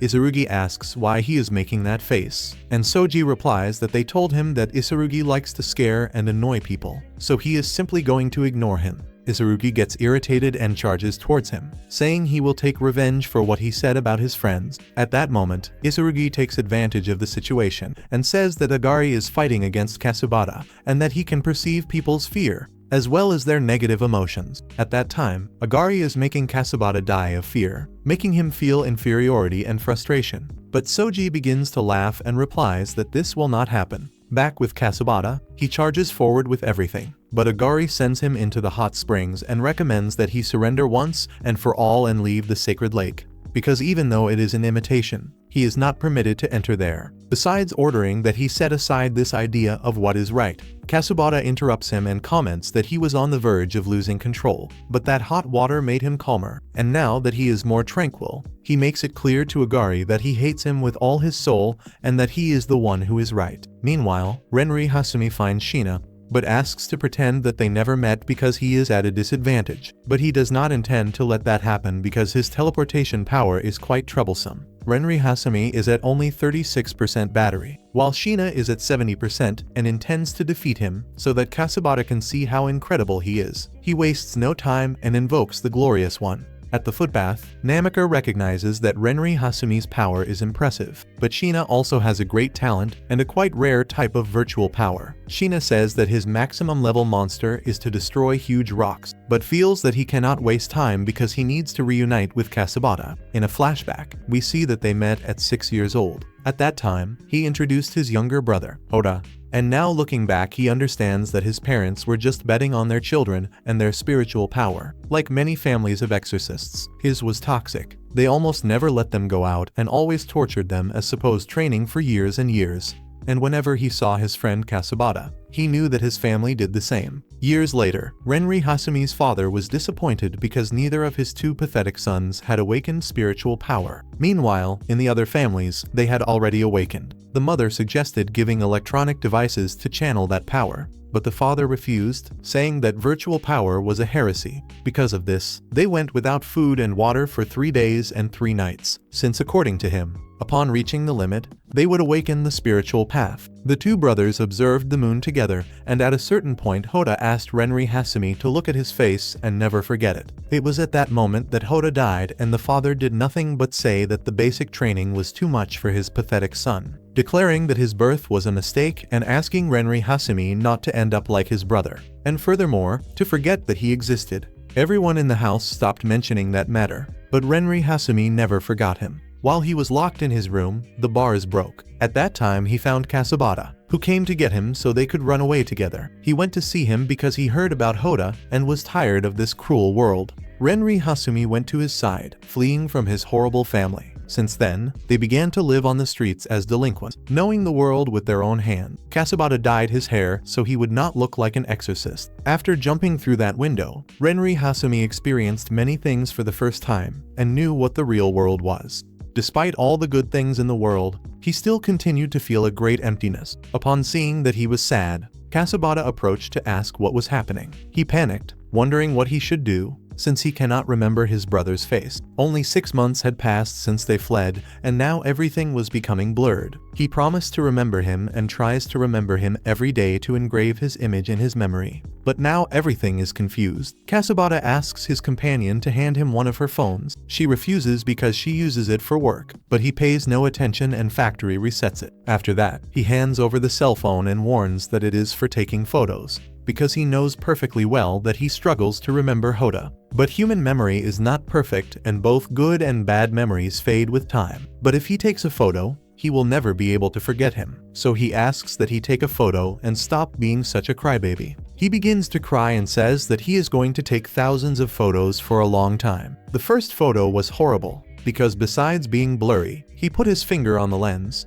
But it was a very important photo for him. Thus time passed. When Kasabata decided to return to the world of Exorcists, he had not even considered going with him. But as long as he is with his family, wherever he is, it will be his home, provided that it is a home without bars on the windows.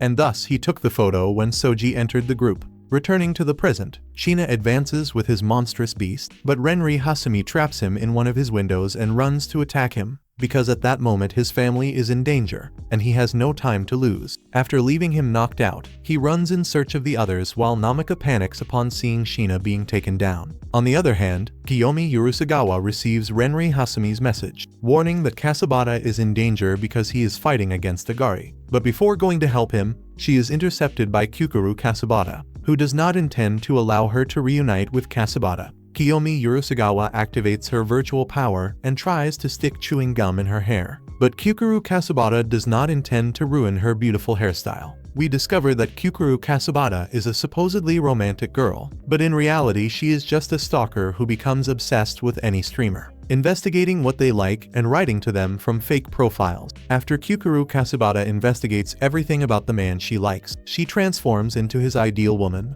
and currently she is using her appearance number 12. Her virtual power allows her to obtain 120% of the power of the man she conquers. Upon obtaining this power, she charges towards Kiyomi Urusagawa, while thinking that after conquering a man she ends up getting bored with them. Kyukuru Kasabata reveals that she will not allow her to reunite with Kasabata, because when he is found he will probably be very hurt after the defeat, and if she arrives to help him, perhaps her dear Kasabata will end up falling in love with her, and that she will not allow at all. Kiyomi Urusagawa throws her away with a shot while calling her sick, but Kyukuru Kasabata clings to her and the two go flying together. To cushion the fall, Kiyomi Urusagawa spends too much virtual power, while Kyukuru Kasabata tears and opens her clothes to free herself from the stickiness and attacks using 120% of the power she conquered. She leaves Kiyomi Urusagawa in only her underwear. She becomes embarrassed and covers her body, but ends up lowering her guard. This is the opportunity that Kyukuru Kasabata takes to try to beat her up and leave her unrecognizable so that Kasabata will not feel attracted to her.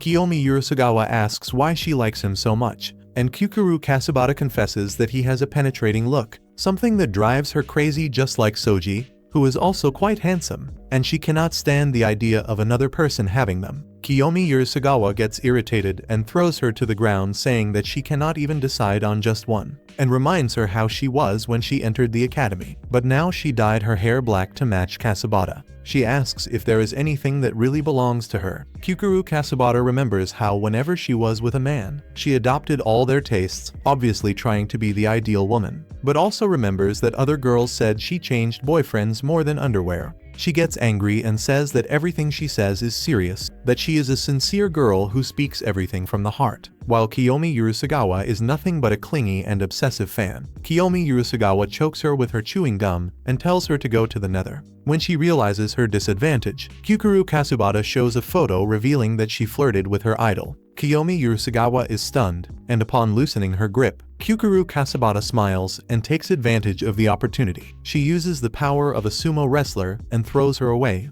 thanking her for having ordered that photo edit. Because with this blow now, Urusagawa must be depressed, and to make it worse, she comments that her idol was not even her type. In a memory, we see how the rest of the girls spoke ill of Urusagawa, saying that she thought she was superior just because her family had money, and they wrote on her seat for her to return to the royal palace. Despite all of this, upon hearing her idol on the base, she found strength. She recomposes herself and charges again towards Kusaba, revealing that she already knew that that was an edited photo, because she recognized the photo that her dear idol took alone in bed. She remembers perfectly the year, day, and hour, because she kept looking at it repeatedly, imagining that she was lying with him. Kusaba realizes that Urusagawa is also a psychopath like her. Back to the time when Urusagawa discovered her power, Asaki met with her. Urusagawa sent him away because she was not interested in having a relationship with him. Asaki says that it is not what she thinks and reminds her that the girl ended up in the hospital. She justifies herself, saying that she did not want to do that, but that girl would not stop provoking her, so she wished that she would die, and that ended up happening. She begins to cry, asking for forgiveness, so Asaki uses his spiritual power. He explains that it is a special power that only she and he can see, besides the fact that there are many others like her, and invites her to learn to use this power. Back to the present, Urusagawa says that now it is no longer because of her idol. There are many people who trust her, and she does not intend to lose. Kusaba also does not intend to give up. The two continue to attack each other, and their batteries drop until they reach 1%. But not even that stops the two. As they turn off their spiritual powers and begin to hit each other with bare hands, they beat each other up for real, and, in the end, end up taking off all their clothes and taking a bath to relax. When they make peace, they recognize that each one is strong in their own way, and end up making a toast. Kusaba confesses that, in reality, she has never been with anyone. For now, Class 1B is ahead with 1 victory and 1 draw. Suddenly, a member of the intelligence warns the director that a ghost account has been detected in Kusatsu. Nanso asks Asaki if this is one of his ridiculous surprises, but he says he has nothing to do with it. Nanso comments to the director that they should investigate as soon as possible. The director gives the order to investigate, while Asaki wonders what is happening. Meanwhile, Emoto is unable to stop trembling, while Isurugi is frustrated, seeing how his flames are unable to reach Soji. He asks what he did in the last few weeks. Soon we see when Soji asked Asaki to teach him to use his power without utilizing his phone, but he replies that he cannot do that. Soji gets confused and asks why Isurugi manages to do that. Asaki says that it is still early, but perhaps he is already ready for the next stage. He explains that the normal thing is to release spiritual power through the phone, but it is possible to make it circulate through the body and then redirect it to another part, releasing it in a different way. They go to the training room, where he explains the process, and after a hard training, Soji now manages to release his power with more freedom. Now we see that he has a mount to carry the phone on his abdomen, being able to fight with more freedom. And thanks to the training with his master, he developed defense techniques. And Isurugi is frustrated to see that his attacks do not work, while Soji charges towards him and beats him without mercy. Isurugi enters masochist mode, asking to be struck more and more, and at the right moment grabs Soji's shoulder to attack from close quarters. Soji uses his flames to counter those of Isurugi, warning that it will take a stronger flame to burn him, and suddenly throws him into the lake.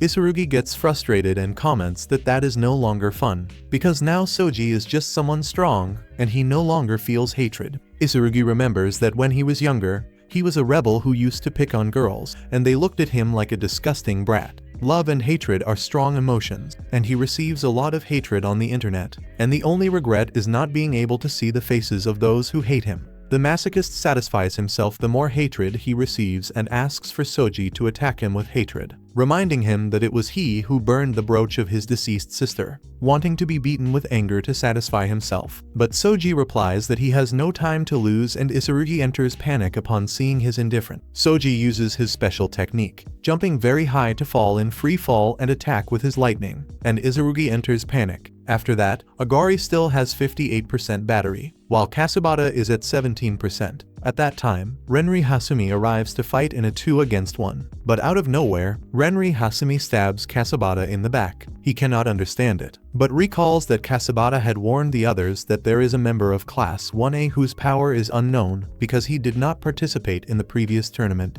and that if they encounter him, they must be careful. Now we see that Renri Hasumi encountered him and fell under his virtual power, which is hypnosis. He likes to spread false news and make ignorant people believe in his lies, and if a target sees his screen, he manages to make them obey his orders. After stabbing Kasabata, Renri Hasumi panics upon realizing that he attacked his friend. Meanwhile, Namaka warns Agari that those two have already been defeated. Agari complains because he did not want it to end that way, but there is not much to do anymore. So it is time to go after the little doll and the hidden coward. Kasabata stands up because it is not over yet. Even so, Namaka goes forward to hypnotize him, ordering him to dance until death. Suddenly, Kasabata shouts and manages to disrupt Namaka's concentration, causing Namaka himself to start dancing. Agari explains that an imperfect ability ends up backfiring on the user themselves, and seeing that Kasabata still has a little life left, he prepares to continue the combat, warning that if he cannot defeat him, he will amputate his limbs and he will be incapacitated to fight. Renri Hasumi begs Kasabata to surrender once and for all because he does not want him to die, and begins to shout for Professor Asaki to remove Kasabata from the combat. Asaki looks worried, while the other teachers ask if he intends to kill the student. Kasabata tells everyone to shut up because he is not going to lose to that big glasses idiot, and by digitalizing his spiritual power, he invokes a new weapon that leaves everyone surprised.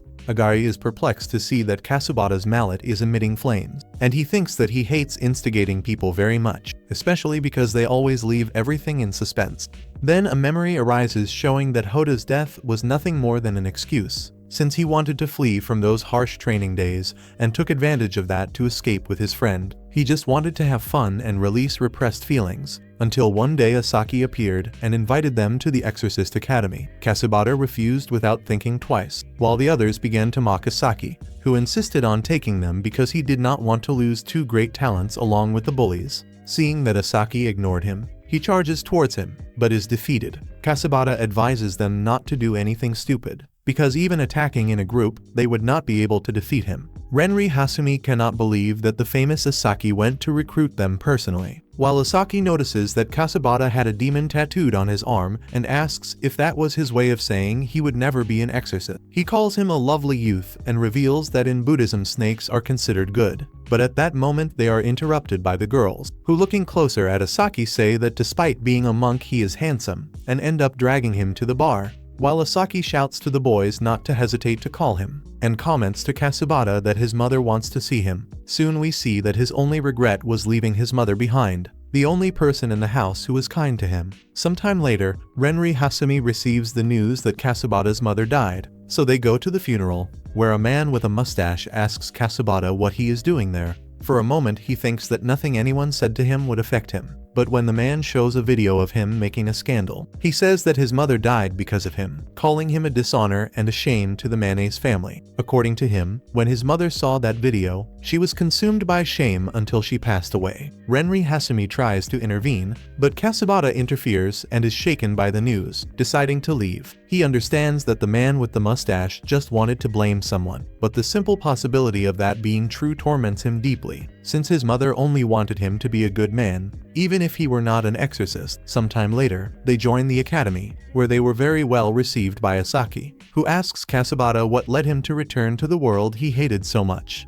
wanting to know if it was to ask forgiveness from his mother for what he did or simply to punish himself. Renri Hasumi replies that he has no idea, he just wanted to do things right, Since then, Kasubata adopted the surname Kasubata, his mother's maiden name. From that point on, he started to follow a routine of taming instigators on the internet, so that those idiots would realize how idiotic they were and stop. But in reality, he did that as a form of self-punishment to end his own stupidity, and the reason he hates incendiary instigators is because he is also one of them. Back to the present, Agari says that this reflects his true nature, so he is going to cut his arm and keep that mallet. He blocks the attack, surprising everyone. Agari grows desperate and continues attacking, while Kasubata continues blocking. This leaves Agari even more confused, wondering why this is happening, since he is someone who strived so hard and cannot lose. Kasubata thinks that he is right. Unlike him, Agari never ran away. He, on the other hand, did run away, which is why he could never win.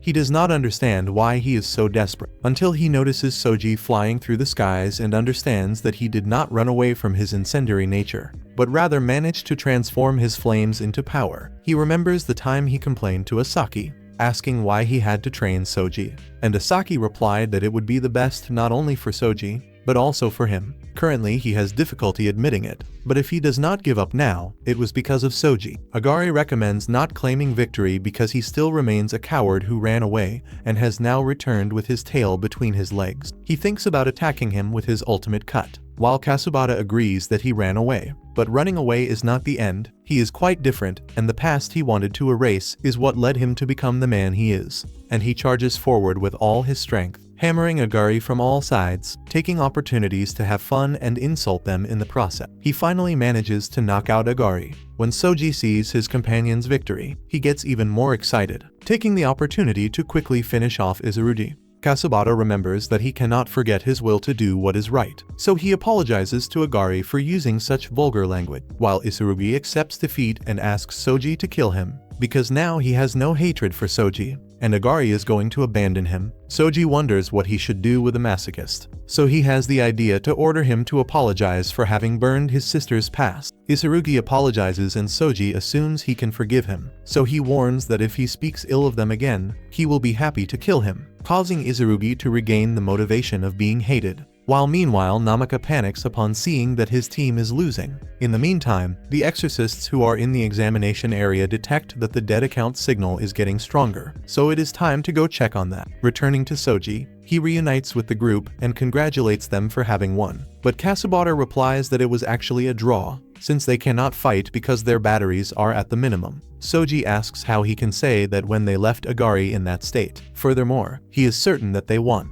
At that moment, Renri Hasumi embraces him and thanks him. Soji does not understand what he is referring to, since he only told the truth. But Renri Hasumi says he will explain later, and that it was he who managed to open that which Kasubata kept closed for so long. He thanks him very much and reveals that even including himself, currently 5 of Class 1A are out of combat and 3 of Class 1B, which means that now they only need to defeat Shina. Soji asks what that fellow is like, and Renri Hasumi comments that it could be said that he considers himself a work of art. He keeps showing off on social networks, and the moderators freeze his account all the time. For that reason, his virtual power is of the freezing type, and even though he is an idiot, he is quite intriguing. Soji thinks it will be a battle of cold against heat, which will be quite interesting. And Kasubata comments that he must have spent a lot of spiritual power with the sculpture he made at the beginning, so now he should not be a rival for him. Soji sets out to look for him, while Shina understands that now he is the only one left standing, and upon activating his exhibitionist mode begins to take photos to upload to social networks,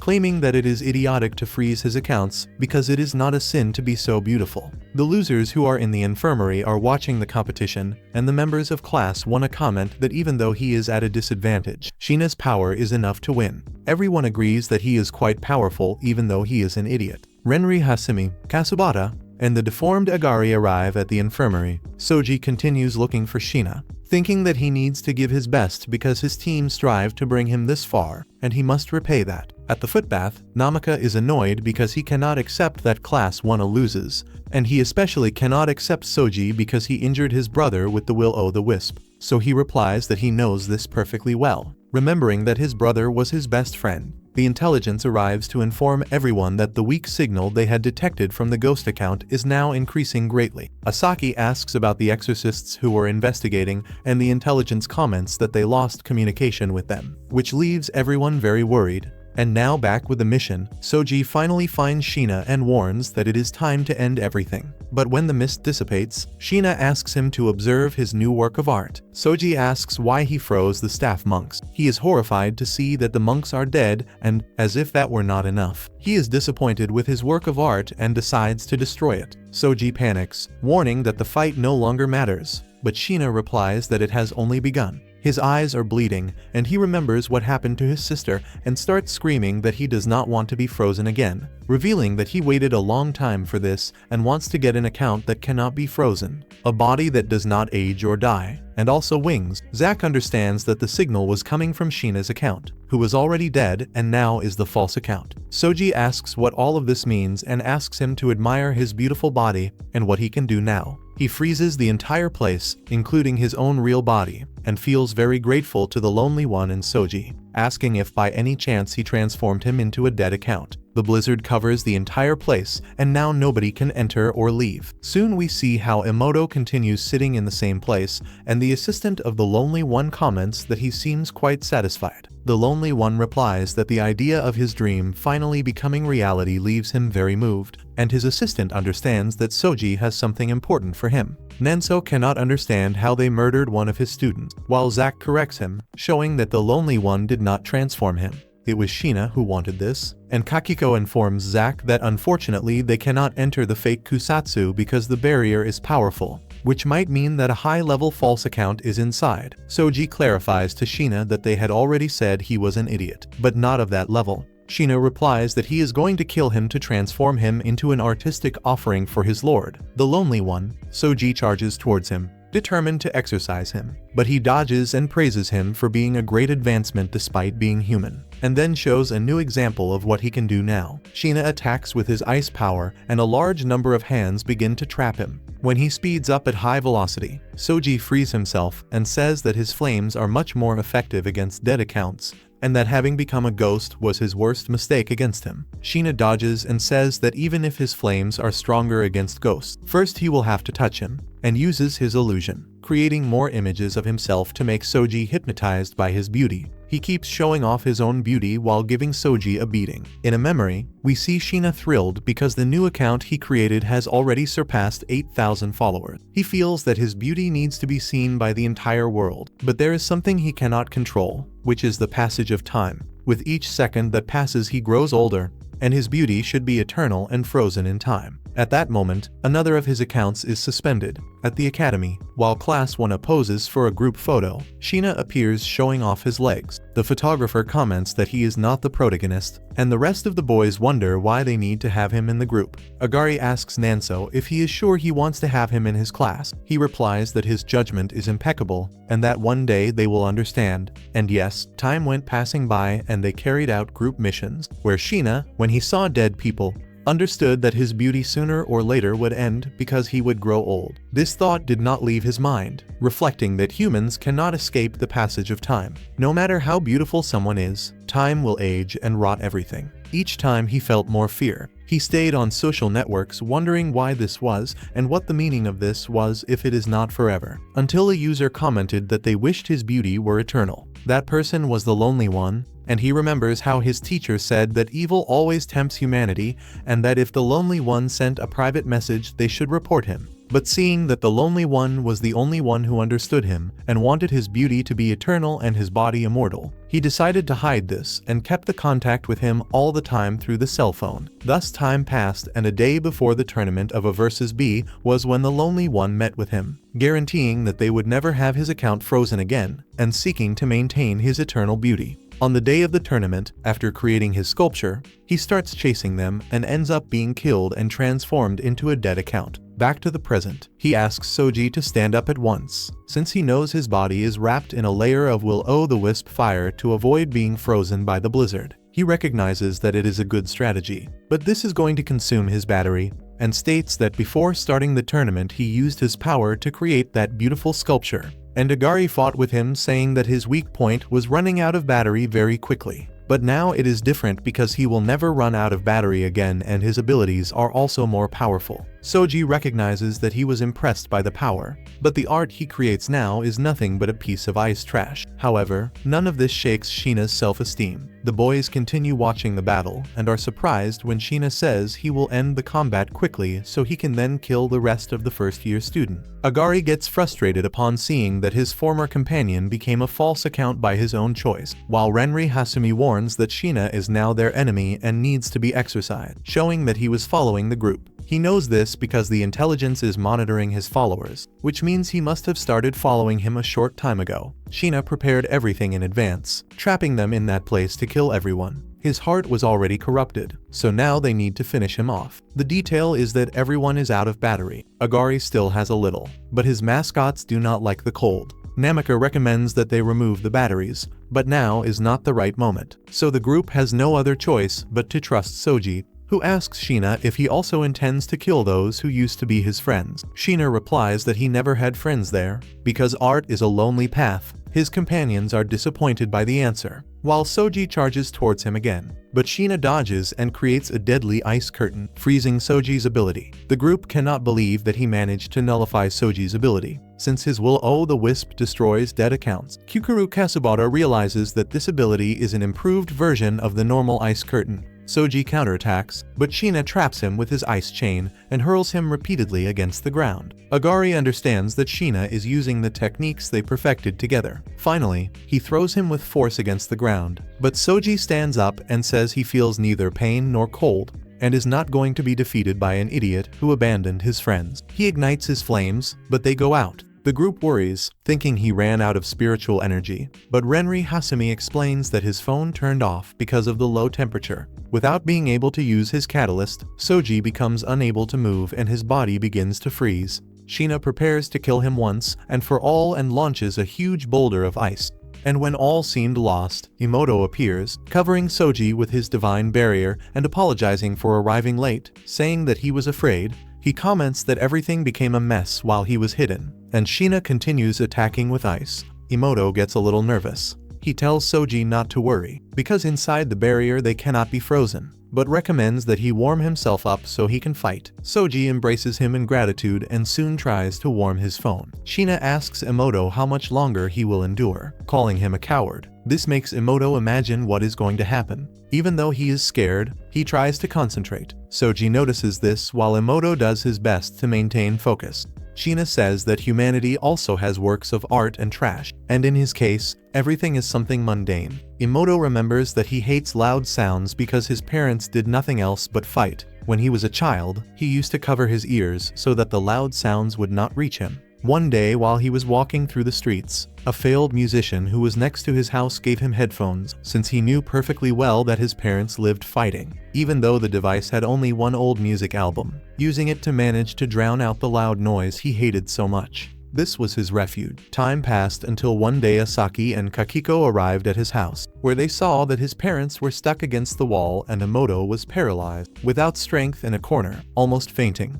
Asaki is surprised by the great size of the barrier and asks the parents if they did something to the boy, but they say they never touched him. Kakiko asks if they should wait for him to run out of energy. Asaki replies that it is not necessary, because the little one no longer has strength, and it is visible that his parents never did anything with him. When he crosses the barrier using his own strength, he takes off Emoto's headphones and says that now everything is fine. Upon managing to move, the parents call him a monster, but Asaki tells them to shut their mouths after seeing their expression and carries Emoto, asking him to accompany them to a place where he can make use of his talent. Kakiko becomes responsible for filing the report of child abuse, and since then Emoto started living with Asaki, who became his father figure and taught him to use his powers. The bleached hair, the piercings, all of that was temporary, because he still continues to hate loud sounds and pain. Thus time passed, and on his birthday Asaki gave him a better pair of headphones. Emoto took the opportunity to say that even though they had already told him not to pressure himself, he decided to enter the Miden Academy. But every day he thinks he was not made for this. He remembers that on the way to the competition, Soji had asked why he wanted to be an exorcist, and the reason is because he failed to give back anything of what Asaki did for him, and wants to become the most incredible exorcist so that his teacher can be proud of him. Thanks to the headphones his teacher gave him, Not a single external sound interferes with his concentration. He catches Emoto activating his power towards Sheena. The barrier remains active, but Soji only has 9% battery. Upon reaching Sheena, Emoto opens the barrier. Soji thinks that Emoto, despite being fearful, showed courage and did all of that to get there, and as his companion, he must end this fight to repay him, and with a powerful blow strikes Sheena. But he says that what he hit was only a sculpture, and Soji is exposed to a direct attack. Sheena takes advantage of the moment to finish him off, but at the last instant Kiyomi Urusagawa arrives, managing to block his attack. Soji's cell phone finally turns on, and the two classes join in the battle. Soji asks what they are doing there if they have no battery, but Kasabata replies that they slept a little bit to recover, and it was just about 10 very good minutes thanks to dynamic hypnosis. Sheena thanks them for having gone there, because that way he saved himself the trouble of going to look for them. He charges towards them with his deadly feathers, but Emoto protects them, and Renri Hasumi says that his courage gave them the 10 minutes they needed to recover, and that from now on nobody else will call him a coward. Agari kneels before Class B, recognizing that they were destroyed in the fight and that one of their companions ended up yielding to evil and became a murderer. He shames himself and asks to fight alongside them. Soji accepts with pleasure. Now this exorcism is a mission for the entire first year, which means they form an alliance between A and B to exorcise that idiot. Meanwhile, Heijima is climbing an ice mountain. She is looking for something. The classes prepare themselves and Sheena makes his invocation. Now we discover why Sheena is so obsessed with Kasabata. He was also a victim of her conquests. Kasabata uses her power and also makes invocations.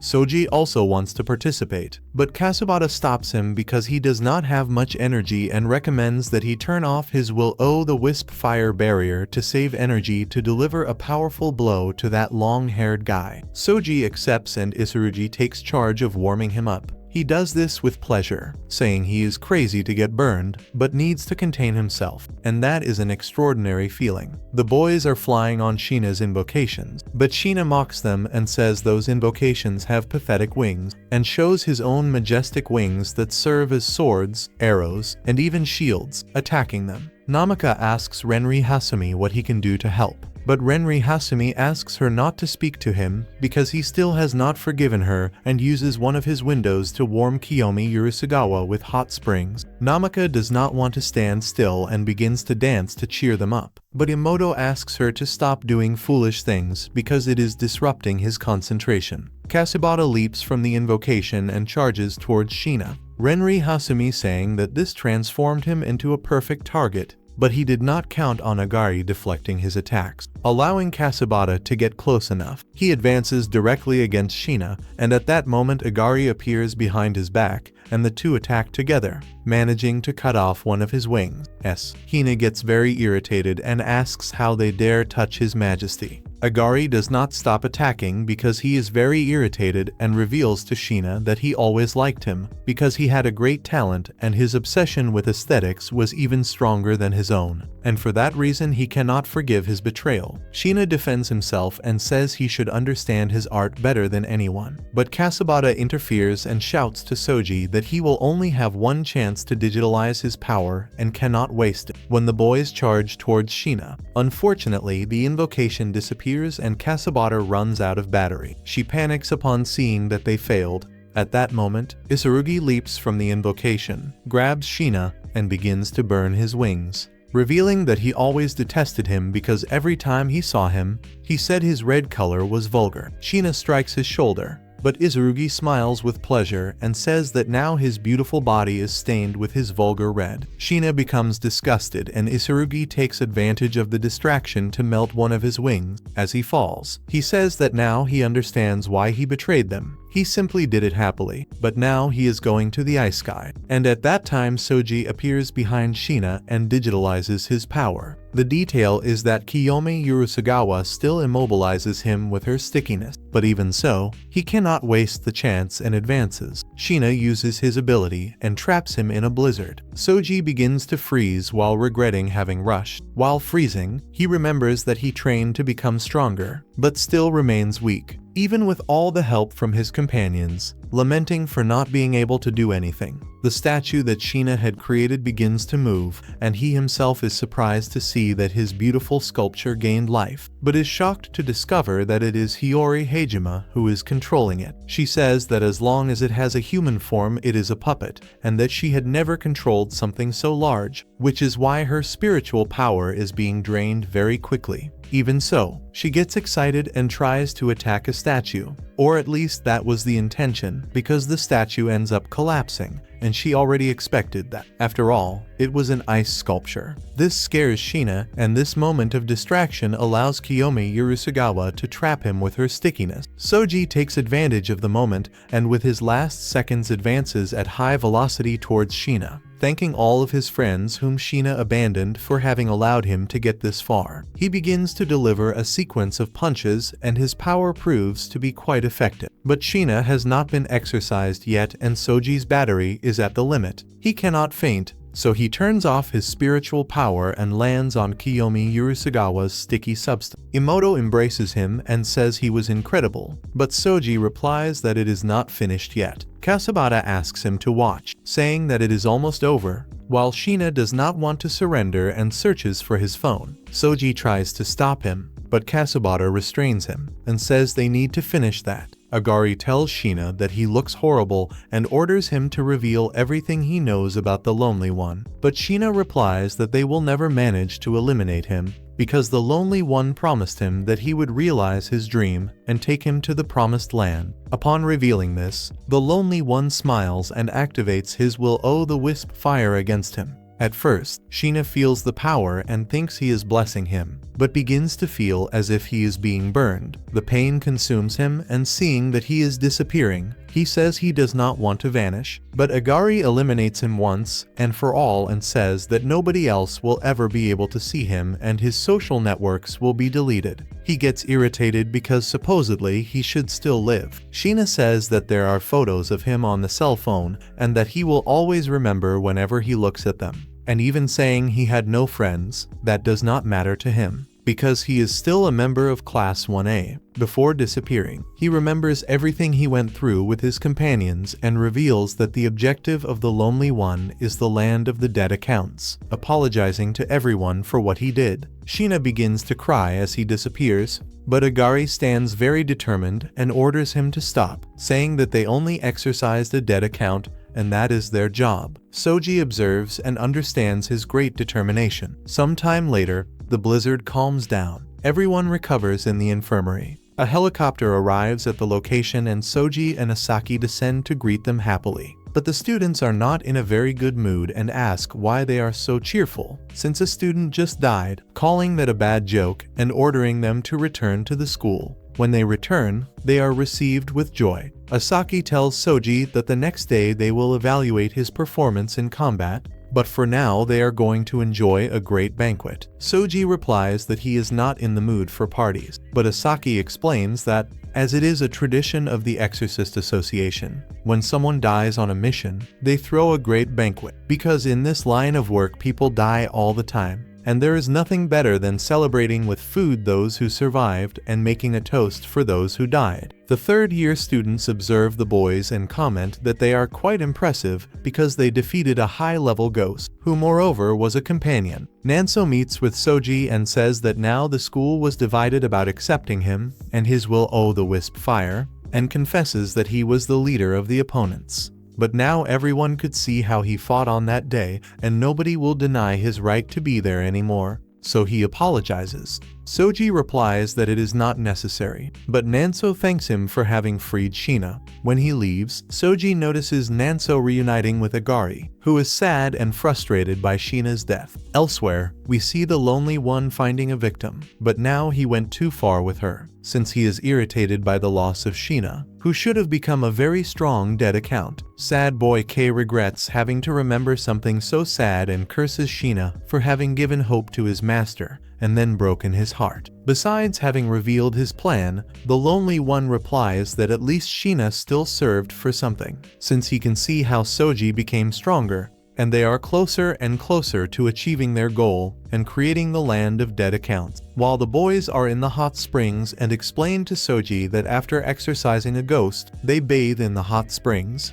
as it is an academy tradition to purify the body after purifying spirits. Soji understands perfectly. The only confusing thing is why there are also girls in the bath. Kyukuru Kasabata explains that it is to strengthen bonds, since they would be alone if they were only among themselves. Kiyomi Urusagawa tells Soji that he is just a pervert, since they should use mixed baths if they are not naked. Kiyomi Urusagawa was against it, but after being accused of being ashamed, she ended up accepting, and Izurugi tells her to shut her mouth, saying that the hot spring is a sanctuary for men to bathe naked altogether, and if they do not want to see that, they should leave. Agari and Soji glare at him and tell him not to cross the line, but since he likes to be despised, he runs off excited. Kyukuru Kasabata takes advantage of the situation to tell Soji that she is a bit silly and offers herself completely to him, but Shina intervenes and tells her not to exaggerate. Agari takes advantage of the moment to apologize to Emoto for calling him a coward. He gets embarrassed, but pretends to be very confident, saying that he finally sees how great he is.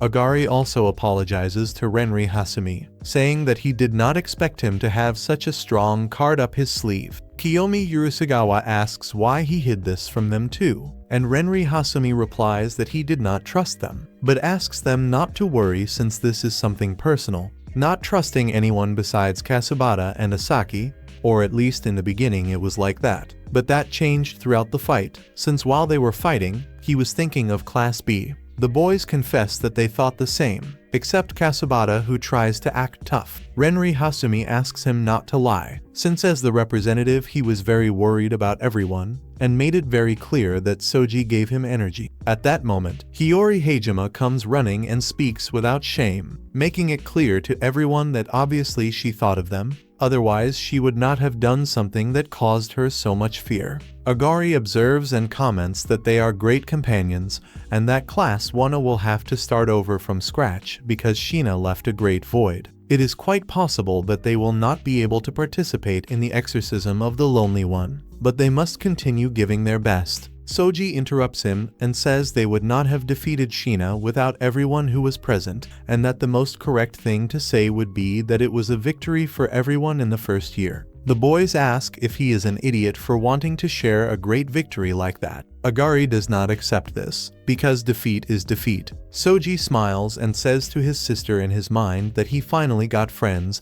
and that they are incredible people. He now is no longer alone and is going to continue moving forward. The Lonely One is no longer just the guy who killed her, and he intends to become stronger until he finishes him off. The director and her group are analyzing Shina's blood, and we see that the Lonely One has more and more ghosts under his control, and that it is only a matter of time before the war begins. And thus the anime ends. Do not forget to leave a like, subscribe to the channel, and comment cell phone. A kiss.